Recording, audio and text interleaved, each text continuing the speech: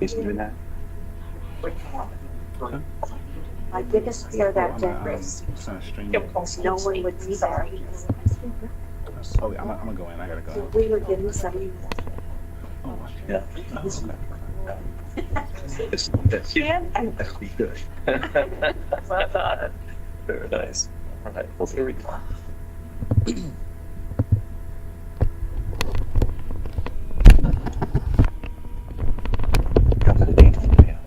Space, right?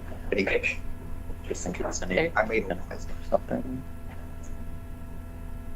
Ready to go? Okay. Two. The 2 trains off at some time. Jay, Officer of Merrill Lynch. Okay. Actually over here on 901 East. Plus we have delays in boarding. Yeah, I miss the Miller here. The region. It's this is the visit. network to join. So. And then the On time in the Charlottesville. Try to avoid. Okay. So short of staff, a lot of Bit of papers that they. Yeah. that's great.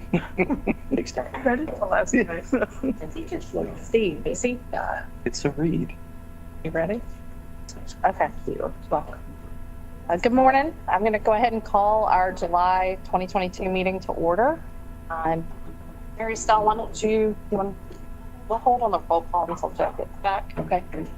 Just want to welcome everybody. We have new board members with us today. Very exciting. I want to give them a chance to introduce themselves. So, Ms. Drake, would you like to introduce yourself? Jennifer, I'm Thelma Drake. I live in Norfolk. I'm a former director of the Department of Rail and Public Transportation. Of course, you had already started passenger rail in Lynchburg and Richmond when Governor McDonald was elected and I was appointed. But we were able to bring up train service from Norfolk, our first train. We brought that up in 2 years' time. We beat the city by an entire year building the station because the mayor didn't believe we could bring up train service in 2 years. So, and now today you've kicked off the 3rd train, which was what that original contract was. So thank you very much. Nice to be here with you. I also served in the Virginia House of Delegates, Senator Watkins, and also representing the 2nd District of Virginia in the U.S. House of Representatives. And then I worked for the city of Norfolk in like 4 different roles. Thank you, Thelma. We're glad to have you with us. Thanks. Mr. Payne, are you online with us? I am. Good morning, and my apologies for being on the phone. I'm on my way to Richmond, so I'll be there in about an hour. I'm in the middle of a closing right now. Everything was going smooth until last night, but I think we got it back on track. My name is Charlie Payne. I'm a part. Sorry. My name is Charlie Payne. I'm a partner with the law firm Fiscal. I'm very excited to be on the board, and thank you for the opportunity. And like I said, I'm running a little late, but I'll be there about an hour. Great. Thank you. Glad to have you with us. Mr. DeLandro? Good morning. I'm John DeLandro, and I'm very happy to be here and, being welcomed into the board warmly. I am a financial advisor at Merrill Lynch. That's my day job, but my experience with railroads happened with many years over with the Virginians for High-Speed Rail Board, where, we tossed about various ideas, no money behind it necessarily, but we talked about things like expanding Staples Mill. We, brought up lots of discussions, so a lot of things that were in the notes, something that I was able to sort of smile about and see where the rubber meets the road and how we were able to execute for the state and make this the best rail board that we possibly can be. So, thank you. Fantastic. Thanks. Senator Watkins. Yes. Well, thank you. I too want to appreciate the fact of joining this board. I've been involved in and always interested in rail activity, particularly passenger rail activity, for my entire tenure in the House and Senate. I was in the House of Delegates 16 years and the Senate for 18 years, and they decided it was time for me to leave, so I left of my own accord and retired. Subsequently, I'm in land development with Watkins Land, and I'm a contract lobbyist for Dominion Energy. But I really appreciate the opportunity to serve on this board. One of the things that I worked on in my tenure in the legislature was the passage of development of the Virginia North Carolina High-Speed Rail Compact, which gave us access to some federal dollars that weren't originally there. I don't know how much of it has been used since we got it put together, but there were a lot of grand ideas as to what to do with it. Hopefully that connection will come about. Actually spoke to my counterpart in North Carolina last week about our next compact meeting, so Good, good. I'm very glad to have you with us. It's been a great month for passenger rail in Virginia, so it's a good time for us to get together. I will not steal your thunder and let you share all of the wonderful news and exciting stuff from last week, but It's our thunder. it's ours. But we have a lot to celebrate, have a lot of opportunities to celebrate over the next several years as we advance this big rail program for the Commonwealth. So I'm very excited to be here as the chair. So with that, I'm going to ask Mary Estelle to call the roll and establish that we have a quorum. Thank you. Ms. Bulova? Here. Mr. Cardwell? Mr. Dalton? Here. Mr. Delandro? Here.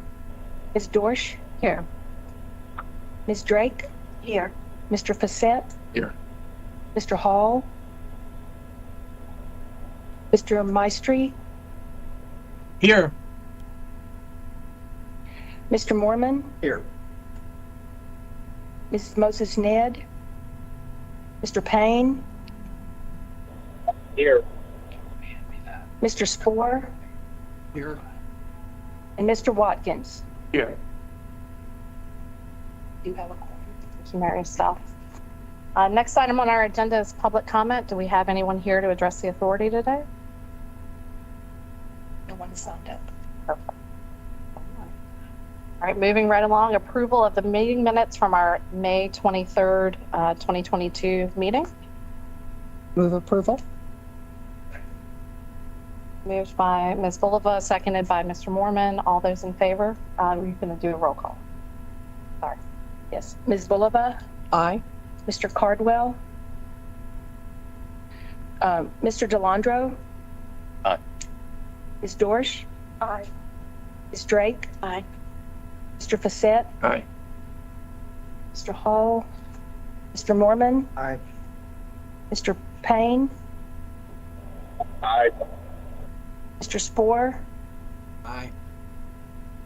and Mr. Watkins. Aye. Thank you, Mary Estelle. Next item is our Executive Director's report. Great. Thank you, Madam Chair, and good morning, everybody. It's good to see folks here, both old board members and new. Just some background on the Executive Director's report. We issue this report every month.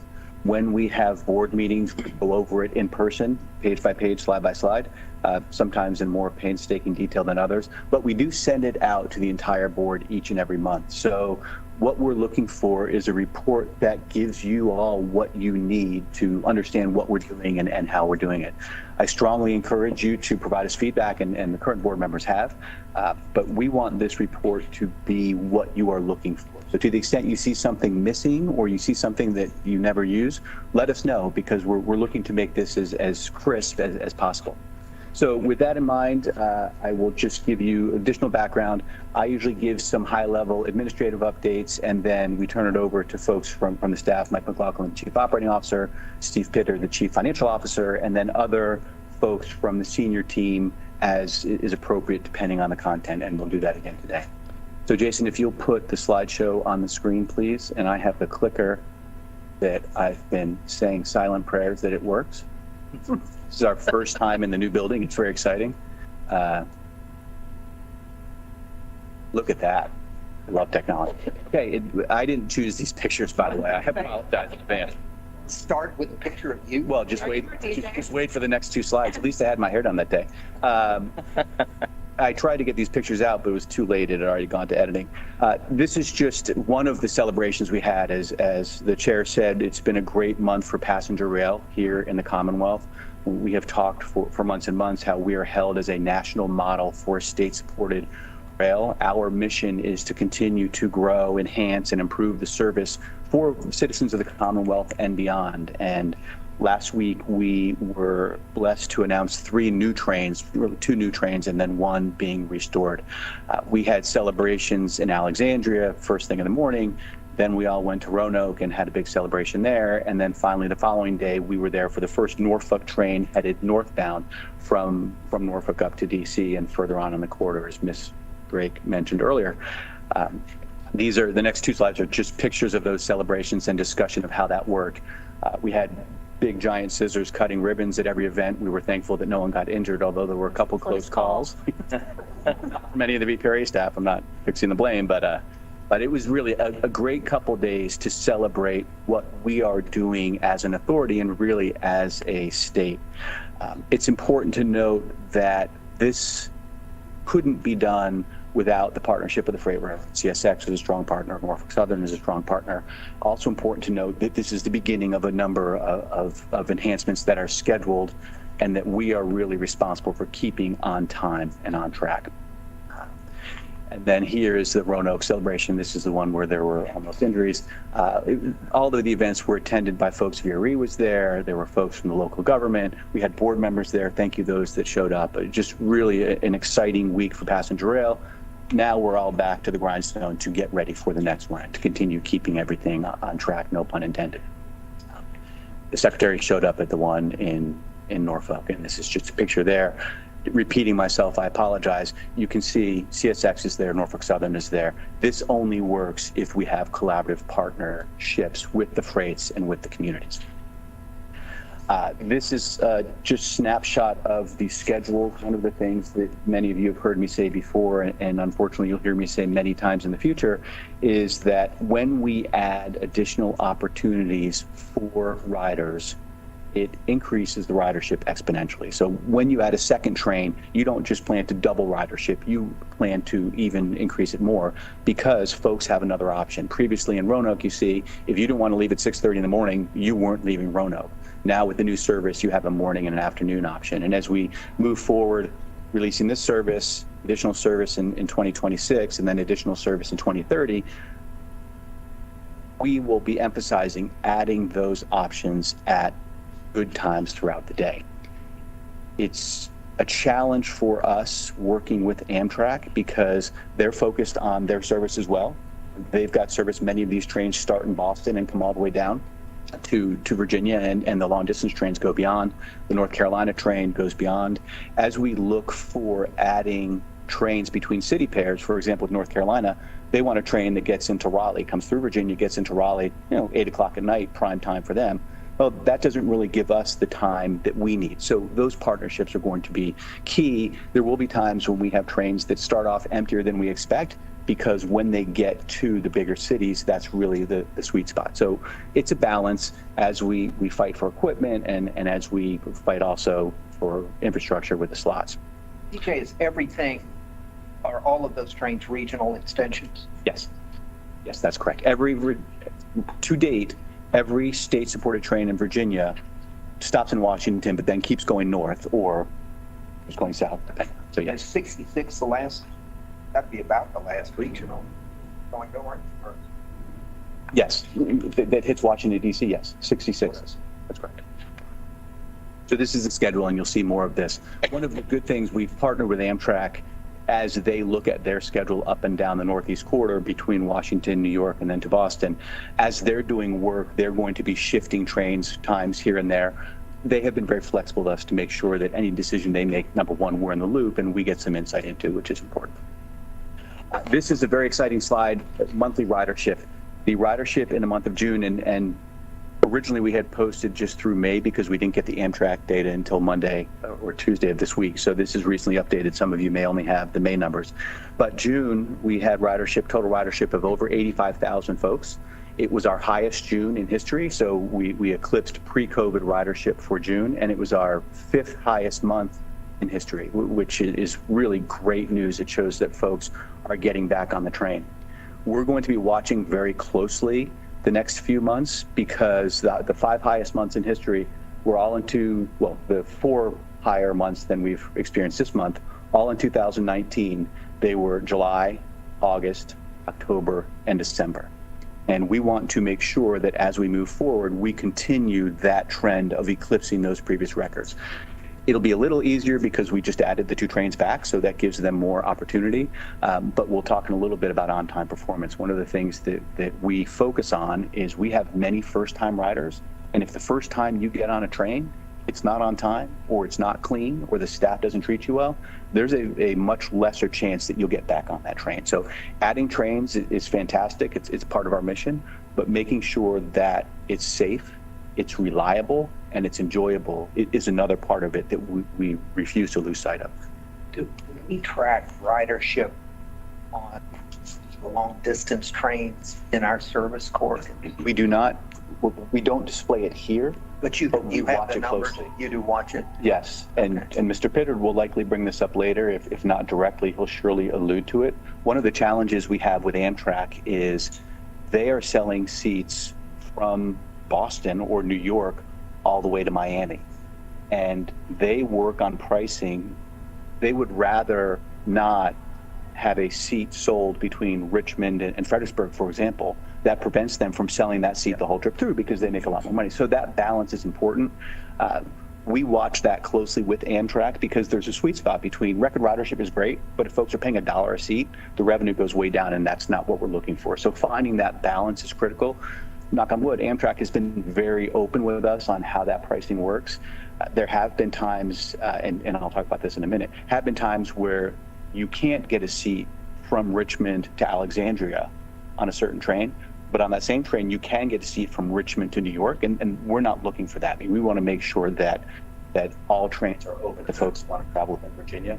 We understand why that hurts Amtrak, that they then box out that long distance trip. So working that balance is critical. Answering your question in less than 1,000 words, yes, we track that ridership on very closely. Auto train notwithstanding. So when I get on in Charlottesville on the Virginia train and I'm going to Newport, how does that shows up? That shows up as I'm a rider on our train. If you're not on the Crescent. Not on the Crescent, but it's priced by Amtrak to go all the way to New York. It's priced on Amtrak well. And from a revenue standpoint, are we capturing the same amount of revenue if I go from Charlottesville to Washington as we would if I go from Charlottesville to New York? Is Amtrak giving us the same cut that we would get if we just priced it? Yes, we on a trip that spans both the Commonwealth and the corridor, there's a revenue split where they get a share and we get a our share. split will be equivalent to what we would get for the one-way trip to Washington. That's the methodology, yes. Okay. I'm being corrected. No, it's not. From Washington north, we get a per mile credit, and then we also get a per mile charge. And Understand. So we get a little bit of revenue out of that. Exactly. Positive on the corridor. otherwise, that's how our contracts would, and we would turn that down. So since it's positive, we accept that. Yeah, it's a credit against our operating costs. I got it. Okay, great. Thank you.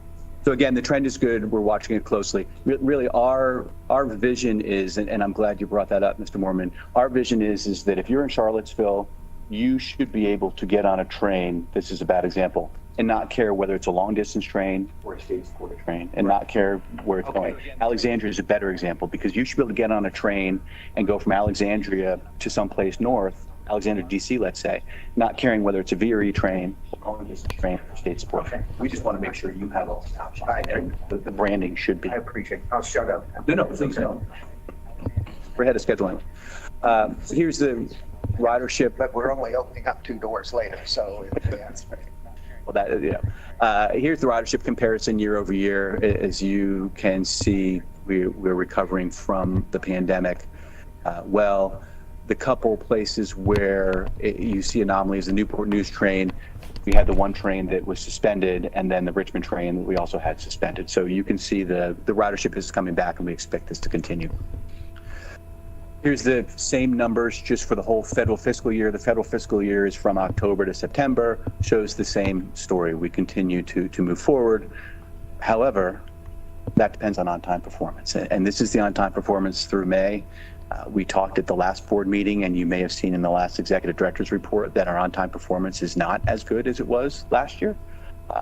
That's both on all stations and endpoints. What all stations does is it measures the number of passengers that get to their station on time. So for example, if the train ends in Richmond, but a lot of people get off in Fredericksburg. I keep on using Fredericksburg because I live there, I apologize. A lot of people get off in Fredericksburg. If you're on time in Fredericksburg and those folks are on time, but then you hit a delay between Fredericksburg and Richmond, a smaller number of people getting off in Richmond were negatively impacted. So the all stations will look better. Endpoint is just when it gets to the end. Does that make sense? I don't think I explained that well. Any questions on that? Okay, the question is really, why has it been so poor? And we had a number of weather events in May. We had a number of host railroad delays in May between work that they're doing and problems with freight trains. It's a big issue for us. And in fact, later today, Jeremy Latimer and the team will be talking about performance committees that were set up in our agreements with CSX to meet on a very regular basis and go train by train and say, okay, why was this train late? What could we have done differently? Because as I said earlier, this is really the key to adding riders. If we can't be safe and we can't be reliable, we're not going to be successful. It's a big, big issue and we watch it very closely. PJ, just a question on this. I'm looking forward to hearing what Jeremy says on this later in terms of, performance agreements we have with the freights. But I mean, our provider is Amtrak. Are there any incentives or disincentives in the contract for them for on-time performance? Yes, they're not overly strong. Okay. I mean, look, Amtrak wants it to be reliable service too, because they get a share of the revenue and their trains are running on the same network. But we don't have the teeth that we have, let's say, in our new Norfolk Southern deal. And it's been a big challenge for Amtrak. And we talked about this a little bit earlier on the side before the meeting started. Amtrak has had huge challenges on the staffing side, and they just can't get the staff where it needs to be as ridership is coming back, not just for Virginia, but across the country. And what happens is that they run trains that would normally run with one conductor and two assistant conductors with a shorter staff. So you don't have people that can open the doors. You don't have people that can serve the passengers. If you only have two doors open on a 10-car train, it takes a long time for folks to get off and folks to get back on. And that dwell time adds up. Once you get out of slot as a train, if CSX, for example, says, all right, as soon as train 66 goes through, it goes through at 8:15, we're going to run our freight train out there at 8:20. If your train's not there at 8:15, they're running at 8:20 whether you're there or not. And you get behind that freight train and you're just not going to catch up. So that on-time performance, as I said earlier, is integral to the whole network working well.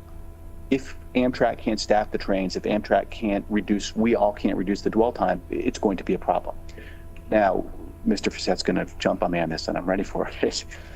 Once we have the dedicated passenger track, it's less of an issue because the freight train won't get in our way. But regarding your question, we can't just say in 2030 it'll be better because that'll be too late. So that's Can I follow up though? And I think it's a really good question and a good answer, a good response. The question I would have or pose is, and I'm looking forward to Jeremy's report, there are a lot of reasons, right? And you wouldn't want to punish somebody if they're not responsible or penalize them.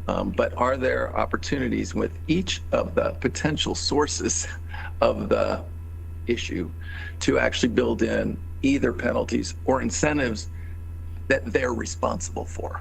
Do you hear what I'm saying? Yes, absolutely. And I think the first piece of that is getting to the root cause of the problem, because when we get delay information, it's delay information that the conductors on the train submit, and it's reviewed. Every train gets reviewed. But getting the root cause is important, and I'll give you an example, and I'm going to throw Rich Dalton under the bus here. If there's a train, an Amtrak train that is a state-supported train, and it's stopped, and they say, why are we stopped? They say, well, there's a VRA train stopped in front of us. They're going to write that down as commuter train interference, and Rich gets dinged. Well, no, frequently we don't ask. That's not fair. We ask. Frequently, there's not additional research that says, well, why was the VRE train stopped? And Rich's folks will say, well, there's a freight train that had engine trouble, and that's why we were stopped. So the real problem was a freight train issue. However, in the report, Rich is getting dinged. And that's why, I'm sorry, not Rich, VRE. That's why these performance committees are so important, right? Because train by train, the team goes through and says, all right, what really happened here? Right. And you'll find a lot of times that you have something called passenger train interference or freight train interference, and it was a switch issue in Union Station that bogged everything down. Getting to the root cause is the first step of that. But to your point, yes, there's got to be accountability. fingers crossed, so far in these meetings, folks have been very open and honest and said, yes, this was our fault. We wanted to set it up in a no blame situation, so folks weren't afraid to come to the table and say, yeah, this was us. Here's what we're doing to make it better. Historically, between Amtrak and the freights, given my experience at Amtrak, it was always, how can we make this their fault and not our fault on both sides?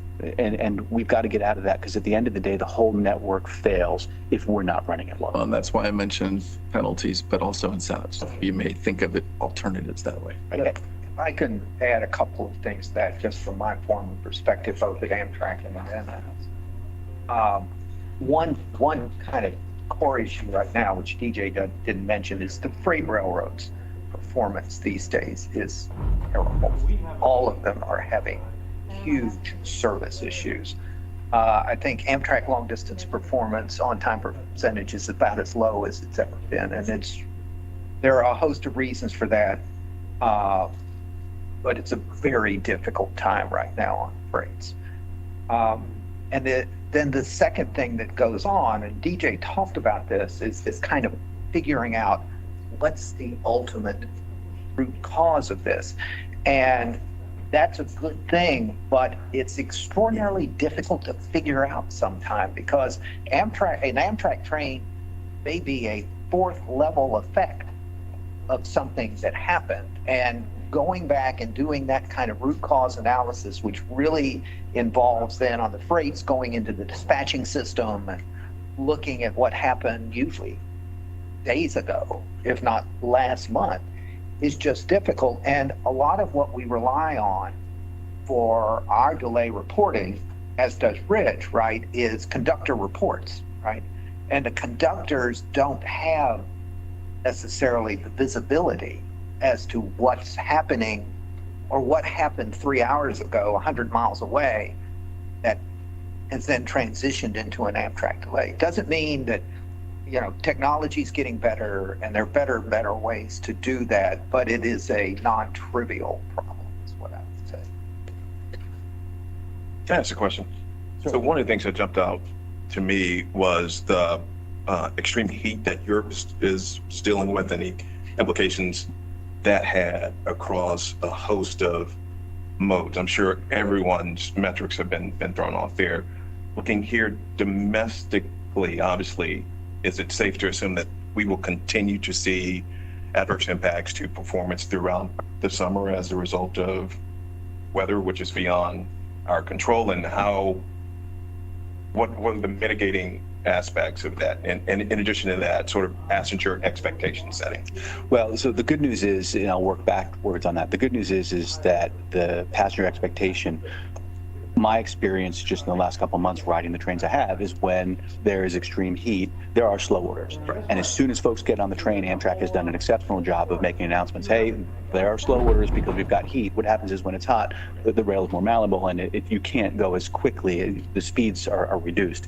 So the communication has been good with folks. Answering the first question, yes. If the heat continues as it has been, we're going to have slow orders and we're going to struggle being on time. Yeah. It's not something like construction. When we do construction, we can go in and say, hey, passengers, for the next 60 days, instead of expecting to arrive at 10:32, we're going to change the schedule so you arrive at 10:52, add 20 minutes. We do that. The railroads do that quite frequently. You can't do that with heat kinks just because you don't know when it's going to be hot, when it's not. The solution to that is you just have to upgrade the class of track. So for example, if the class is rated for 110 miles an hour and there's a heat order in place, you can then go only 79, quote unquote. We like to go 79, we'd be fine with 79, but the cost of upgrading all of our track to that level, you have to look at that and see what the benefit is. I hope that answered your question. Yeah. Formulating new track, right? They always talk about this building for resiliency and et cetera. Are we using higher grade rail for the expansion we are? We are, but not to the level. So for example, the Northeast Corridor is rated in places up to 186 miles. We're not building to that level.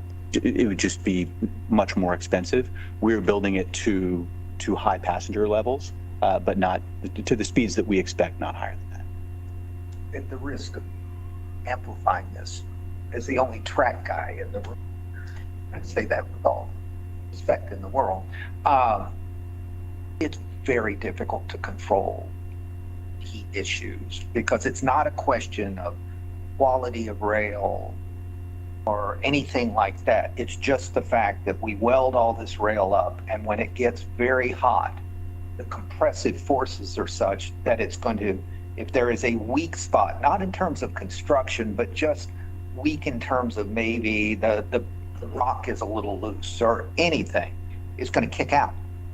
And there are reasonably good odds it'll kick out under a train, which is catastrophic. So, and the railroads these days, and the corridor in particular, are very good in terms of managing the temperature at which the rail is laid and doing all kinds of things to mitigate that. But at the end of the day, it's a very, very difficult thing to control. And it's not necessarily to do, if you don't mind me saying so, in terms of just the quality of the construction, the quality of the rail, the state of repair in that regard. It's just hard. They do it. They slow trains down in Europe still. Yeah. Mhm. Yeah. And what you don't want to do is choose to not slow a train down. And that safety's always got to be paramount. Yeah. So my question here, and Wick, thank you for bringing it up. In terms of the speed that we're trying to achieve for the lines overall, heat notwithstanding, where do we fall? Do we fall in this range where the closer we get to this temperature, it's a factor we have to slow down? Or, what's the overall goal to increase the speed or, just increase the ability for us to travel efficiently, stick to these times? For the most part, we want to be at 79 miles an hour. I mean, that's the track rating that we're looking for. We have places between DC and Richmond that the curvature is such that you'll never get faster than 79. And if you do, it's only for a split second, and then you've got to drop it just because around curves you can't go that fast. As we look at new service and new infrastructure, for example, the S line we recently purchased, that goes from south of Richmond to the North Carolina state line, really Petersburg to the state line. That used to be rail that's now in a state of disrepair. There are places there where you go straight for a long, long period of time. And North Carolina has partnered with us. In fact, we just got a federal grant to do a survey there. There are places where you can get above 79 for a pretty good period of time. And if you chose to do that, it would reduce the trip time even more than the hour and change that will be reduced if we take that line. So we look at that as we go and put new infrastructure in. The current infrastructure that we have and the infrastructure we're adding to, because of the curvature, 79 is really the target. And at the end of the day, 79 between here and DC makes you very competitive with car travel, and that's what we're looking for. Especially adding to that, when you have frequent stops, you get fast and then you slow down, it's inefficient. Sure. Any other questions, or anybody want to fight Rick Wick that he's the only track guy? If I could just toss in something personal. So this throughout June and most of July, I had my two little grandsons visiting from Seattle. And so one of the things that we did was to visit my sister in Myrtle Beach. And both kids get car sick. And so we decided, well, let's do the train. That'll be exciting. So we got on in Alexandria, got off at Dillon, which was an experience. Has anybody been to Dillon, South Carolina, or the station there? I think it hasn't been open for ever. And we experienced all those things. So we had a freight train get in front of us, and we had to let them go. We had a car broken down on the tracks that they managed to get out of the way. And the communication was excellent because we were hearing throughout the trip, what was happening. And then it was the heat, the high heat issues. Anyway, I just wanted to share that experience because, as a rider, I really valued the communication. And also, as far as seats go, when we were turning, I don't know how your conductors deal with the seats, over long distance, because, we got onto the train and were directed to our seats, but there was somebody in there, and they said, not moving. And so the conductor was very nice about, well, let's find you another seat, until they'll be getting off wherever. I don't, it's sort of like musical chairs. I don't know how over a long distance, trying to maximize, your seating, that can't be easy, but I guess it was managed well, thanks to conductors who, are helpful. And they didn't know who I was. But they were, but they were great. So anyway, I just wanted to share that, all of the stuff we're talking about, I experienced with the kids on the train down to South Carolina. That's good to hear, because the communication, to your point, is really the most important part of the trip, because if folks know what's going on, it's much easier for them to expect. They can deal with pretty much anything as long as it's shared with them. VRE is like that. It's a family. When you're riding on the VRE, the communication about, not just the ride that you're on, but also what's happening, larger picture is shared with the customer. And so they feel like they're on the end. They're part of a family. They're part of a system.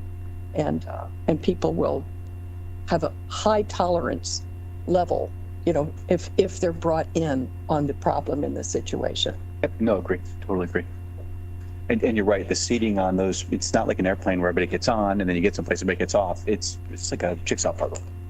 Organizational updates, I'll just be brief here. Our current employee count is 35 full-time employees, 3 part-time employees, including 2 interns. I stress the interns because we felt very strongly we had to have an intern program. We just started. We have 2 folks. The summer's gone fast. They give their end of term presentation in a couple of weeks, and they've both been working on 2 different things. Dorian's here. One, I don't know, Daniel's not here, I don't think. Daniel's busy on his presentation. He's under a lot of pressure.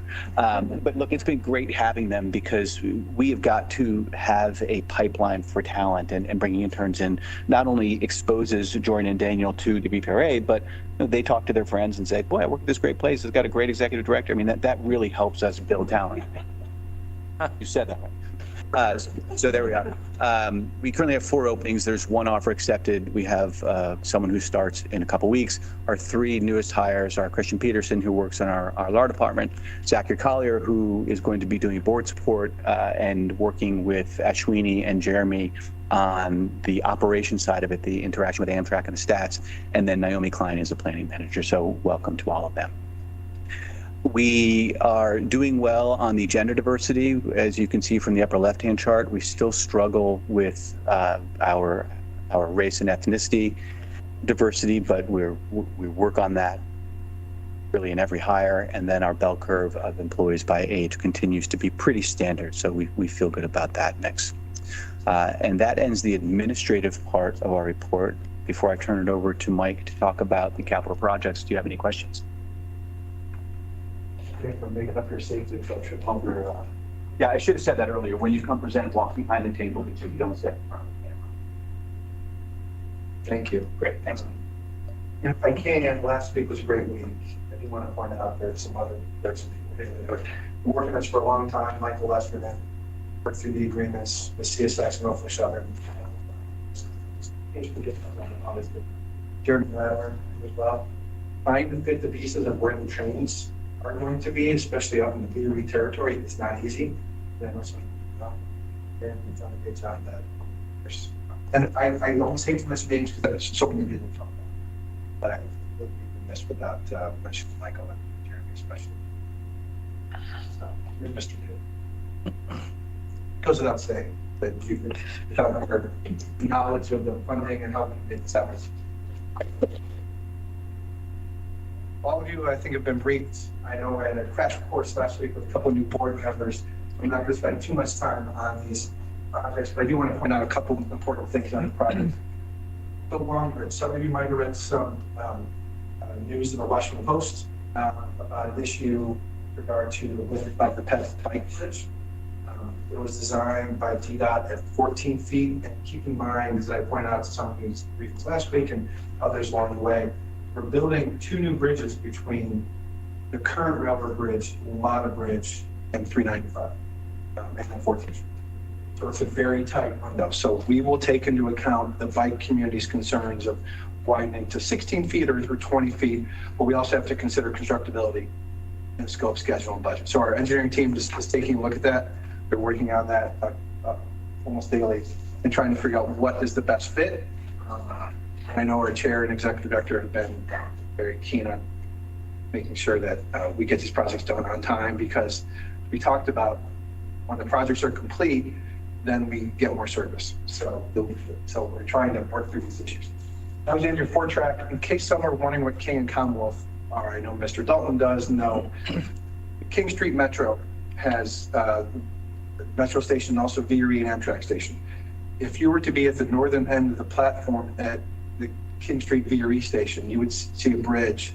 That's the King Street Bridge. There's also a Commonwealth Bridge. Those are old bridges that are often struck by vehicles. The town of Alexandria has been asking to CSX and others to fix those for years. We have a 4-track project coming through. We believe it might be beneficial to rehab or replace. We're trying to figure out the best method while that 4-track project is happening, rather than 5 years later have to come, or 2 years later, 3 years later, come back and repair or replace those bridges. So if you hear us talk about King and Commonwealth, those are 2 rail bridges that go over very busy streets at King and Commonwealth, and very narrow areas at King and Commonwealth. So we're working with VRE as well. They have a station project there. They're adding ADA on both platforms. So we'll have to work with them, because that's going to impact, it's going to actually widen the berth underneath as well. But that'll impact and benefit the passenger egress to and from the station. And those also getting to Old Town, also getting to the Metro Station. I'm not going to stop on every project. Franklin and Third Main Line. I want to point out, as we've talked about at past meetings, that we are looking for federal funds, that we're laying 3rd tracks. We're going to try to lay a 4th track.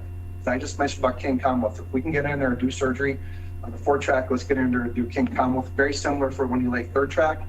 If we can lay 4-track next to 3rd track, is our ultimate goal, the 4-track corridor in the VRE territory down to Spotsylvania. So places like at Franklin to Lorton, we're laying a 3rd main line. We're going to try to seek federal funds to lay the 4th main line. You have a very good efficiency of scale. When you to lay 4-track next to 3rd track, you don't have to have extra flaggers out there, and the customers will have to go back in 10 years and do it, or 5 years to do it again. Can I just interrupt for a moment? I guess I can, because I just did. I apologize. That's a great point that you bring up. I think what you just talked about for the last 3 minutes is critical, because we talk about DC DOT and they want to widen the span of the bike path. And you talk about folks from Virginia put out a report that said, hey, New River Valley is great. You should add this, this, this, and this. We are going to be delivering these projects between now and 2030 and additional projects beyond. As we deliver the projects, we have got to look at every single option and say, hey, does it make sense to widen the bridge? What does it add for cost? What does it add for schedule? Does it make sense to put a 4th track in? What does it add for cost? What does it add for schedule? There'll be places where it makes sense to delay a schedule because, as Mike just pointed out, you've got the crews out there, you can leverage the track outages. Let's put that in now. And there are other places where it doesn't make sense. And we're going to have to look at each one of those options and make sure that we as a group, including insight from the board, are making the right decisions so that all of these scope creep potential items don't bog us down. So I'm glad you brought that up, and the board is going to hear about that continuously between now and our last ribbon cutting in 2030. And yes. Yeah, just to follow up, I completely agree with everything you just said, DJ, both of you guys. The one thing, and I've done enough planning processes to know what can come back to haunt you. You know, sometimes people begin paying attention that hadn't paid attention, and you can't, listen to them because they weren't there the whole way through when they could have been. That said, be careful when you're in a process. If you say up front, oh, this isn't decided yet, we'll deal with it later, and then call it a time issue or a budget issue, because if that's the case, and I don't know here, but if that's what you hear, if that's the case that people are told in a planning process, don't focus on this yet, we'll deal with it later, then it becomes harder to argue that you're going to hold up the process because it was told to somebody that it'll be dealt with later. So that's the only point I make, is so much of this is how you communicate to your stakeholders and get your input early on. Strongly agree, and I'll add to that, also never forget that what we're replacing or what we're enhancing is 100 years old, and what we're building for is 100 years. So we can't be short-sighted and say, this will be fine for a decade, because we shouldn't be looking at a decade as we make these decisions. You're absolutely right. Sorry, Mike. So going on down the line, similarly, Newington Road and Route 1 Railroad Bridge, I think people like Ms. Bulova and Mr. Dalton are also aware, these are very narrow areas in Fairfax County that we're looking to work with VDOT and Fairfax County to widen the berth under those, because they have Route 1 BRT. There's some bus facilities right near both of these bridges, and they're very narrow for anyone who's been through Newington. It is literally one lane each way, one lane, and the cars have to stop. So, and there's a bus facility right nearby.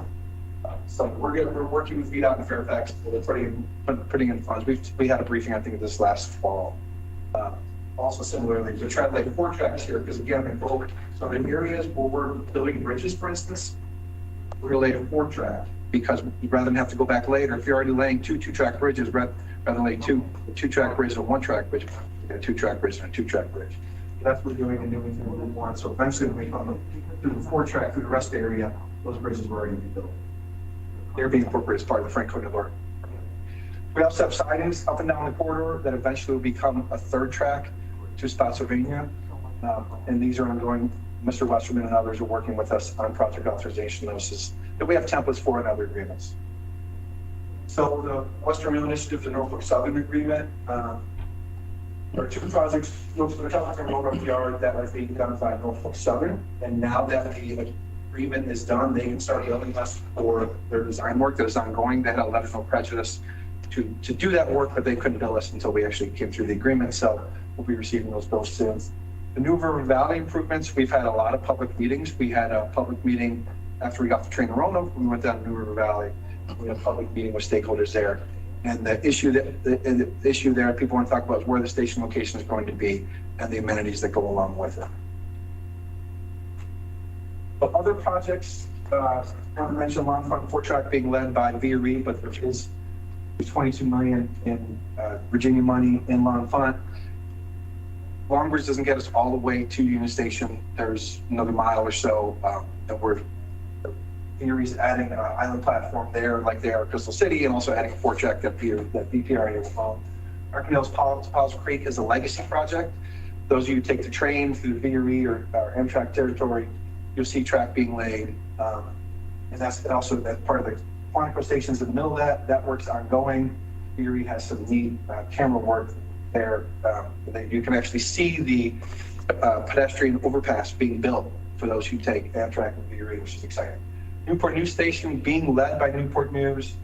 VDOT also has a commitment there too. We're tracking this because it's going to help us get more trains to Newport News and into new stations. And multimodal center buses are going to be coming out of there as well. And actually, there's some pictures of Newport News. One of our staffers who's assigned to help track this took some pictures. You see the station and platform down below, and some of the other work going on. For those of us who are out there, hard to believe it's been 2 years now at a groundbreaking.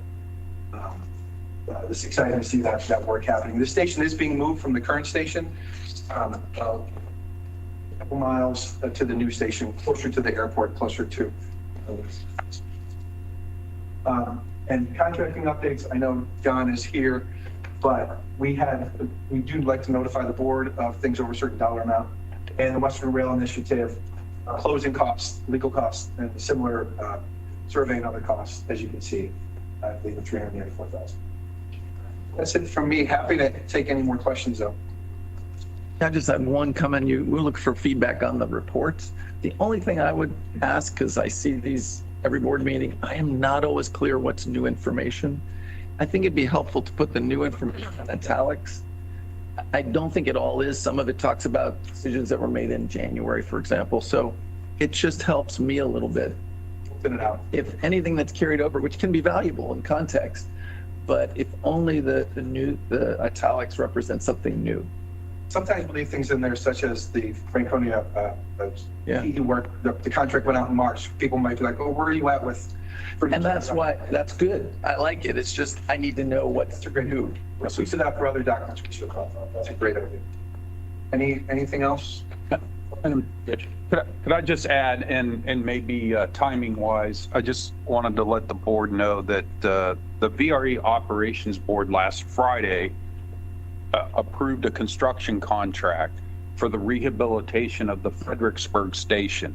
And that's an asset that the Rail Authority owns, and VRE leases that. And through our lease and maintenance obligations, we're able to leverage our VRE's federal formula funds to go and provide some rehabilitation work at that station. So something that we have all been working collaboratively, our teams, over the past couple of years, and we're pretty excited about that. We'll get that rehabilitation project started this fall, and with about a 14 to 18 month duration. One thing that rehabilitation project does do is it restores part of the platforms on the east and west side of that station, which essentially gives us the opportunity to have a longer platform and the ability to open more doors on that station.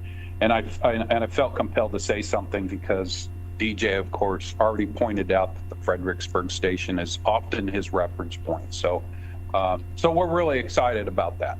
The fact that that's moving forward quickly has nothing to do with my residence. Stations like Fredericksburg and Alexandria are also big winners. When you expand to places like Norfolk and Newport News, is going to have expansion in 2026, a third train added there, because they serve both VRE and Amtrak. And there's also opportunities for reverse commuting. Some of the time DJ showed earlier actually allows people to reverse commute to DC or other places with a early morning time and a late afternoon time. So that's important, I know, to people in that area. So with that, I'll hand it over to Mr. Fitter.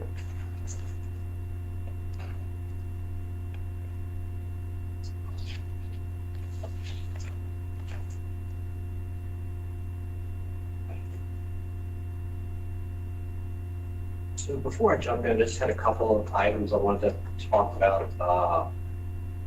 In general, I want to address Mr. Stadler's comment earlier about the ridership with the Amtrak and relationship to revenue. And really, I guess the main point, I think, is Amtrak changed their pricing model beginning in April, I believe, and the ridership has done tremendous, as y'all seen. The revenue, we're starting to see some concern on revenue that, not that it's trending up, it's actually trending down from where we were. And so we need to see a few more months of that data, but we're also, as Mr. Stadler indicated, working closely with Amtrak to see if some sort of tweak to the model, their price model needs to be done. In fact, one of the interns spoke to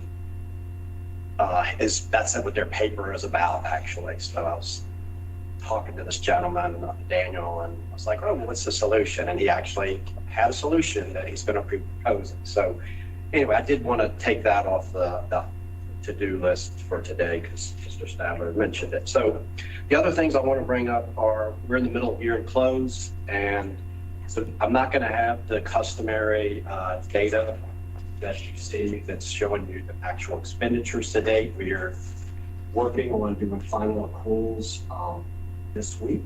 And then we also have some work we're doing on asset classifications. If you recall, when we did the purchase with CSX, we essentially got an easement, and then we had 2 to 3 years to work through all of the titling and underlining, recording of deeds, where that would actually become our property. So last year we recorded it as an intangible asset. This year we have some of those assets now are actually ours. And so we need to go through and make a determination of how much land did we get, how much track, how many stations, and what the value of the total purchase price is going to be assigned to those classifications. The next thing, and this will help to, in future years, get a quicker close. We're progressing with our enterprise resource planning system. We're currently using a very antiquated model or system for financial accounting, and we are very close, in the middle of contract negotiations, and hope that early August, we will kick that process off to implement. And then right now, I'd say tentatively May of next year, we should have this system in place. And it's really, I've stressed this throughout the process, it's not just the financial system, it's really to help bring structure to our whole agency.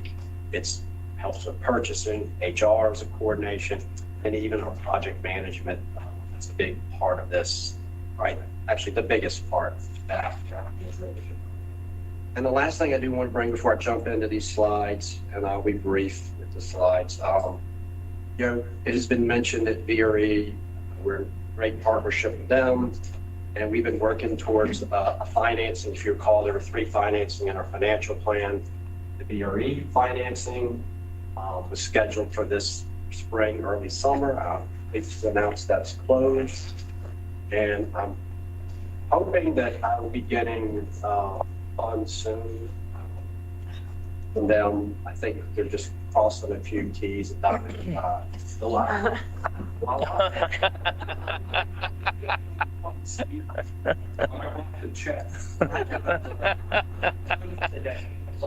They can have this. Many pigeons is that?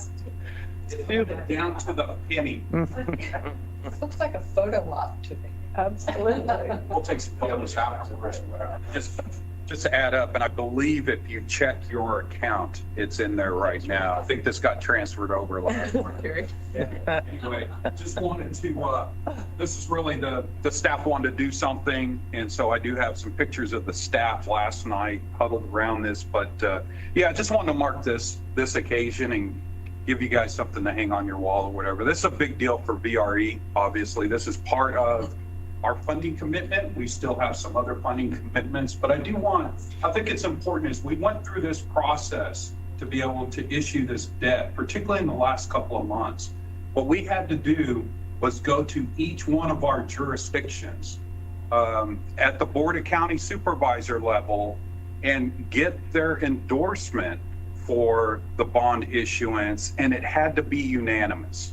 Okay, so that's an element of this process that I don't, I want everybody to understand. So in the last couple of months, the 9 jurisdictions that make up VRE at each Board of County Supervisors meeting, it was unanimous to move forward, obviously, with this debt issuance and support transforming rail in Virginia. So that's a pretty big deal. So anyway, congratulations.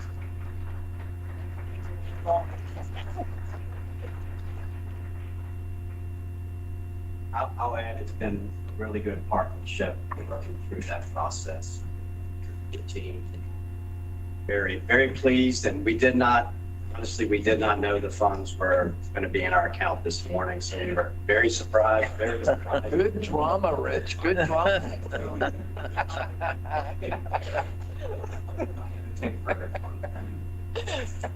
I don't know what time that wire went through yesterday, but anyway. Really appreciate it. So moving on to the actual, this is just letting you know that why you're not going to see the budget actual.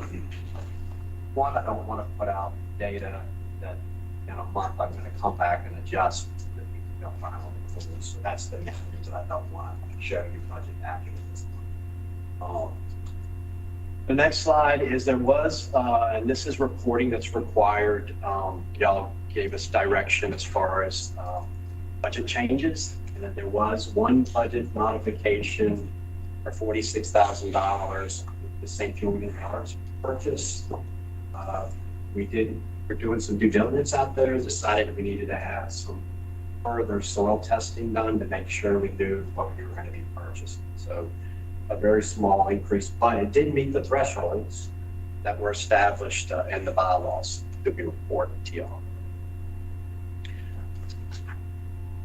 The rest of the report is really the revenue side of the report, and I think here we do know the final revenue for the year, and we actually, the last bullet, we actually did exceed the forecast, so good news there, just slightly, but much right on there. So we made the 172.6 million we had forecasted. Going further, this is our monthly cash and investments, and you see these ups and downs, and that relates to the payments going out the door to CSX, the 200 million, and then we have another $125 million this November 30th. So we started with a lot of funds that came over from DRPT, and we've been adding, we paid out funds, and we've been adding revenue, made another payment, and then here we are building back up again, and then we'll make a third and final payment to CSX in November. Slide, this shows interest, really shows you at a macro level what's happened with interest rates the last 18 months. So when we first sort of kicked this off, rates they weren't great, but they were around 0.6%. And last summer, the rates declined to, for all intents and purposes, nothing. And as you know, in the last couple of months, there's been a lot of interest rate volatility to the positive direction. It did impact the BRE debt issuance a little bit to the negative from what we had planned. The flip side, as you see here, is the balance of funding we have. We are beginning to earn some actual real return that will help us offset cost in the future. Then the last thing I really want to talk about is we're working through the investment management relationship. So in a way, we were fortunate that it took a while to get that relationship going because rates did have this significant change. So we're actually in a good spot.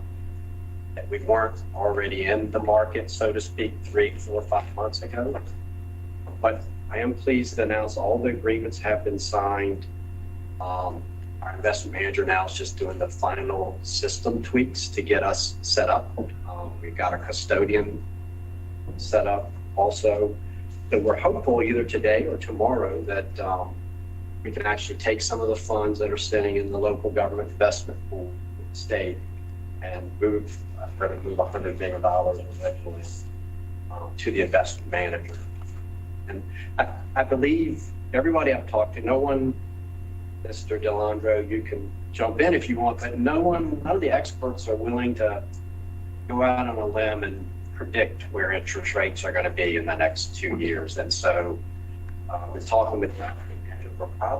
We're allowed to have up to a 2-year average maturity, but we're probably going to stay relatively short on that maturity for a while because of that uncertainty with rates. We don't want to go in and then rates keep going up and then we're kicking ourselves. So with that, one more slide. Mr. McLaughlin mentioned federal funds. This is a slide on the various federal funds that we've actually made application for. And we've gotten a couple of awards. There are a few earmarks that were put in by our representatives in Congress. And then what's not on here is we're also doing a lot of work with the Federal Transit Administration through their capital investment grant program. And that's a partnership with VRE for core capacity. We're working towards, we haven't decided the exact amount, but we're looking at somewhere between $300 and $600 million request. Mike always gives the up sign. And in addition to that, with the IIJA money that's out there, we're also working through possibly, we put in the MPDG request, but we're also looking at maybe some other requests there. And then once again, a large dollar. So this is the information y'all had said you wanted to see, like what efforts we were being undertaken to get federal funds. So anyway, with that, I'd be glad to entertain any questions. So with regard to the investment philosophy, I know that you and I have briefly talked about the corporate notes and the duration on it. I would suggest we go out a little bit longer because they you know, they do have to meet a standard of quality in order to be in our book. But I think that's where we could possibly see the best interest rate increase over time versus localities and, you know, debt issuance and things like that. So any word on the rate increases? Anything goes. That's we have an investment policy update amendment request, and one of those is related to corporate notes, corporate bonds. And I guess I just will say, you know, the policy does allow us to have individual investments up to 5 years. It's just the average maturity needs to be at 2 years. Okay. Steve, one question that you touched on in the beginning, it's something Vic spoke about, and maybe you could touch on it either in our finance committee or if the whole board is interested in the future. What's our revenue model with Amtrak? I don't know it well. I was having trouble even following what you were saying. I think that might be a topic of general interest. That's what I'm open with is that, I guess, plain language, so ignoring the ticket pricing model for a second, we get the revenue of all trips within Virginia. So if you book a trip from Norfolk to New York, the revenue associated with those miles from Norfolk to Washington, D.C., we get. And when you hit the Northeast corridor, there's a model where we get a revenue per mile, and we also get a charge. And each year, it's an annual contract, and each year we can elect not to accept that Northeast corridor charge and revenue. But 12 years, 14 years we've been doing this, that has always been a positive amount. So we always accept that charge and the revenue. So at a high level, that's how the revenue works. But the concern right now is they changed their pricing model. I think it's supposed to mimic like airlines. And I think so early, so I hesitate to say anything, but I think the concern is if someone goes to look for a trip today from Richmond to Washington, leaves at 2 o'clock, I can't remember the schedule. Leaves at 2 o'clock. If I'm looking at a trip to go on the train today from Richmond to Washington, if the price is $9 or $21, I'm going to take the train. If I go there to look, and I think that's where some of concern, and I really hesitant to even keep talking about this because we're just looking at it and just starting to say what's going on and trying to accumulate data on our side so we can have those intelligence. But your point, it would be good, I think, to have a more detailed dive into the revenue model, not just the Amtrak revenue, but also all of our revenue, just so the board and the finance committee in particular have a good sense for where the money's coming from. And we issued that with the financial plan a couple months ago, but it doesn't dive deeply into the details, and we can surely do that. But what I hear you saying is that, which seems like it's the only logical outcome, is that the new Amtrak pricing model may in fact be resulting in overall in an average decreased fare for our trains, right? And they may be doing demand pricing like the airlines do, right, and all of those things, which is good for them, but it's not necessarily quite as good for us. And what I would say is it's not just that it's an average decrease, it's the net ridership is up 30%, we'll say, in the last from 4 months ago. Yeah. I'm just averaging here. You would think revenue would at least be neutral or up 10% or 15%. And like I said, it's very preliminary, but the first 2 months, it looks like revenue actually declined from where it was. And so it's concerning, but also I think we all know COVID had a significant impact on ridership. We needed to get people back on the train to see it's safe and see it's convenient. So there's a trade-off involved here, but we're on the very front end of looking at it with Amtrak to figure out, one of the things that stealing Daniel's thunder here was, we were just talking for a good hour one day or 30 minutes. And I said, I didn't explain it very well. He explained it with a fancy modeling term, but I was like, yeah, there ought to be a little, but yeah, that's what I mean. And that's sort of the example I'm giving that, if somebody, a $15 fare or a $9 fare, the person's going to take, and they're looking today to ride the train, they'll take the $15. If it's 100 versus 20, it's starting to impact decisions. Yeah. I will say two things. One is that you mentioned the way that works north of DC on the corridor. And the reason we have been taking that deal, for those of you who are interested in Amtrak, is unlike the long distance network, the Northeast corridor makes money, generates positive cash flow in operations. Now, if you look at the $1 billion in capital it requires every year, the equation changes completely. But that's the way Amtrak accounts for their costs too, is the corridor generates revenue above the top of the rails. It surprises me that it's been a good deal for the past 2 years with COVID. Because ridership on the corridor went to zero, and I would have thought you would have declined that. Or is there some catch up involved, or is there something else going on in there as well? Well, they reduced train service as well, so the staffing costs went down, and Yeah. the maintenance, Oh, yeah. they But I think- shopped a lot of equipment, so the maintenance costs went down as well. I know, but I thought they still were net cash flow negative, maybe. They certainly weren't making as much as they usually That's true. did, So I think, are you talking about the Northeast corridor? Yeah, well, our allocation for whatever ridership was on the corridor. I think it relates to, they got CARES, they got COVID relief. Okay, so we shared in that. Like those, Okay. they gave the state some of it, but they also took some of it. And that's how I think they were still able. That's the only logical explanation for that. I have two other quick questions for you. One is you mentioned the right of way and taking ownership easements in the interim.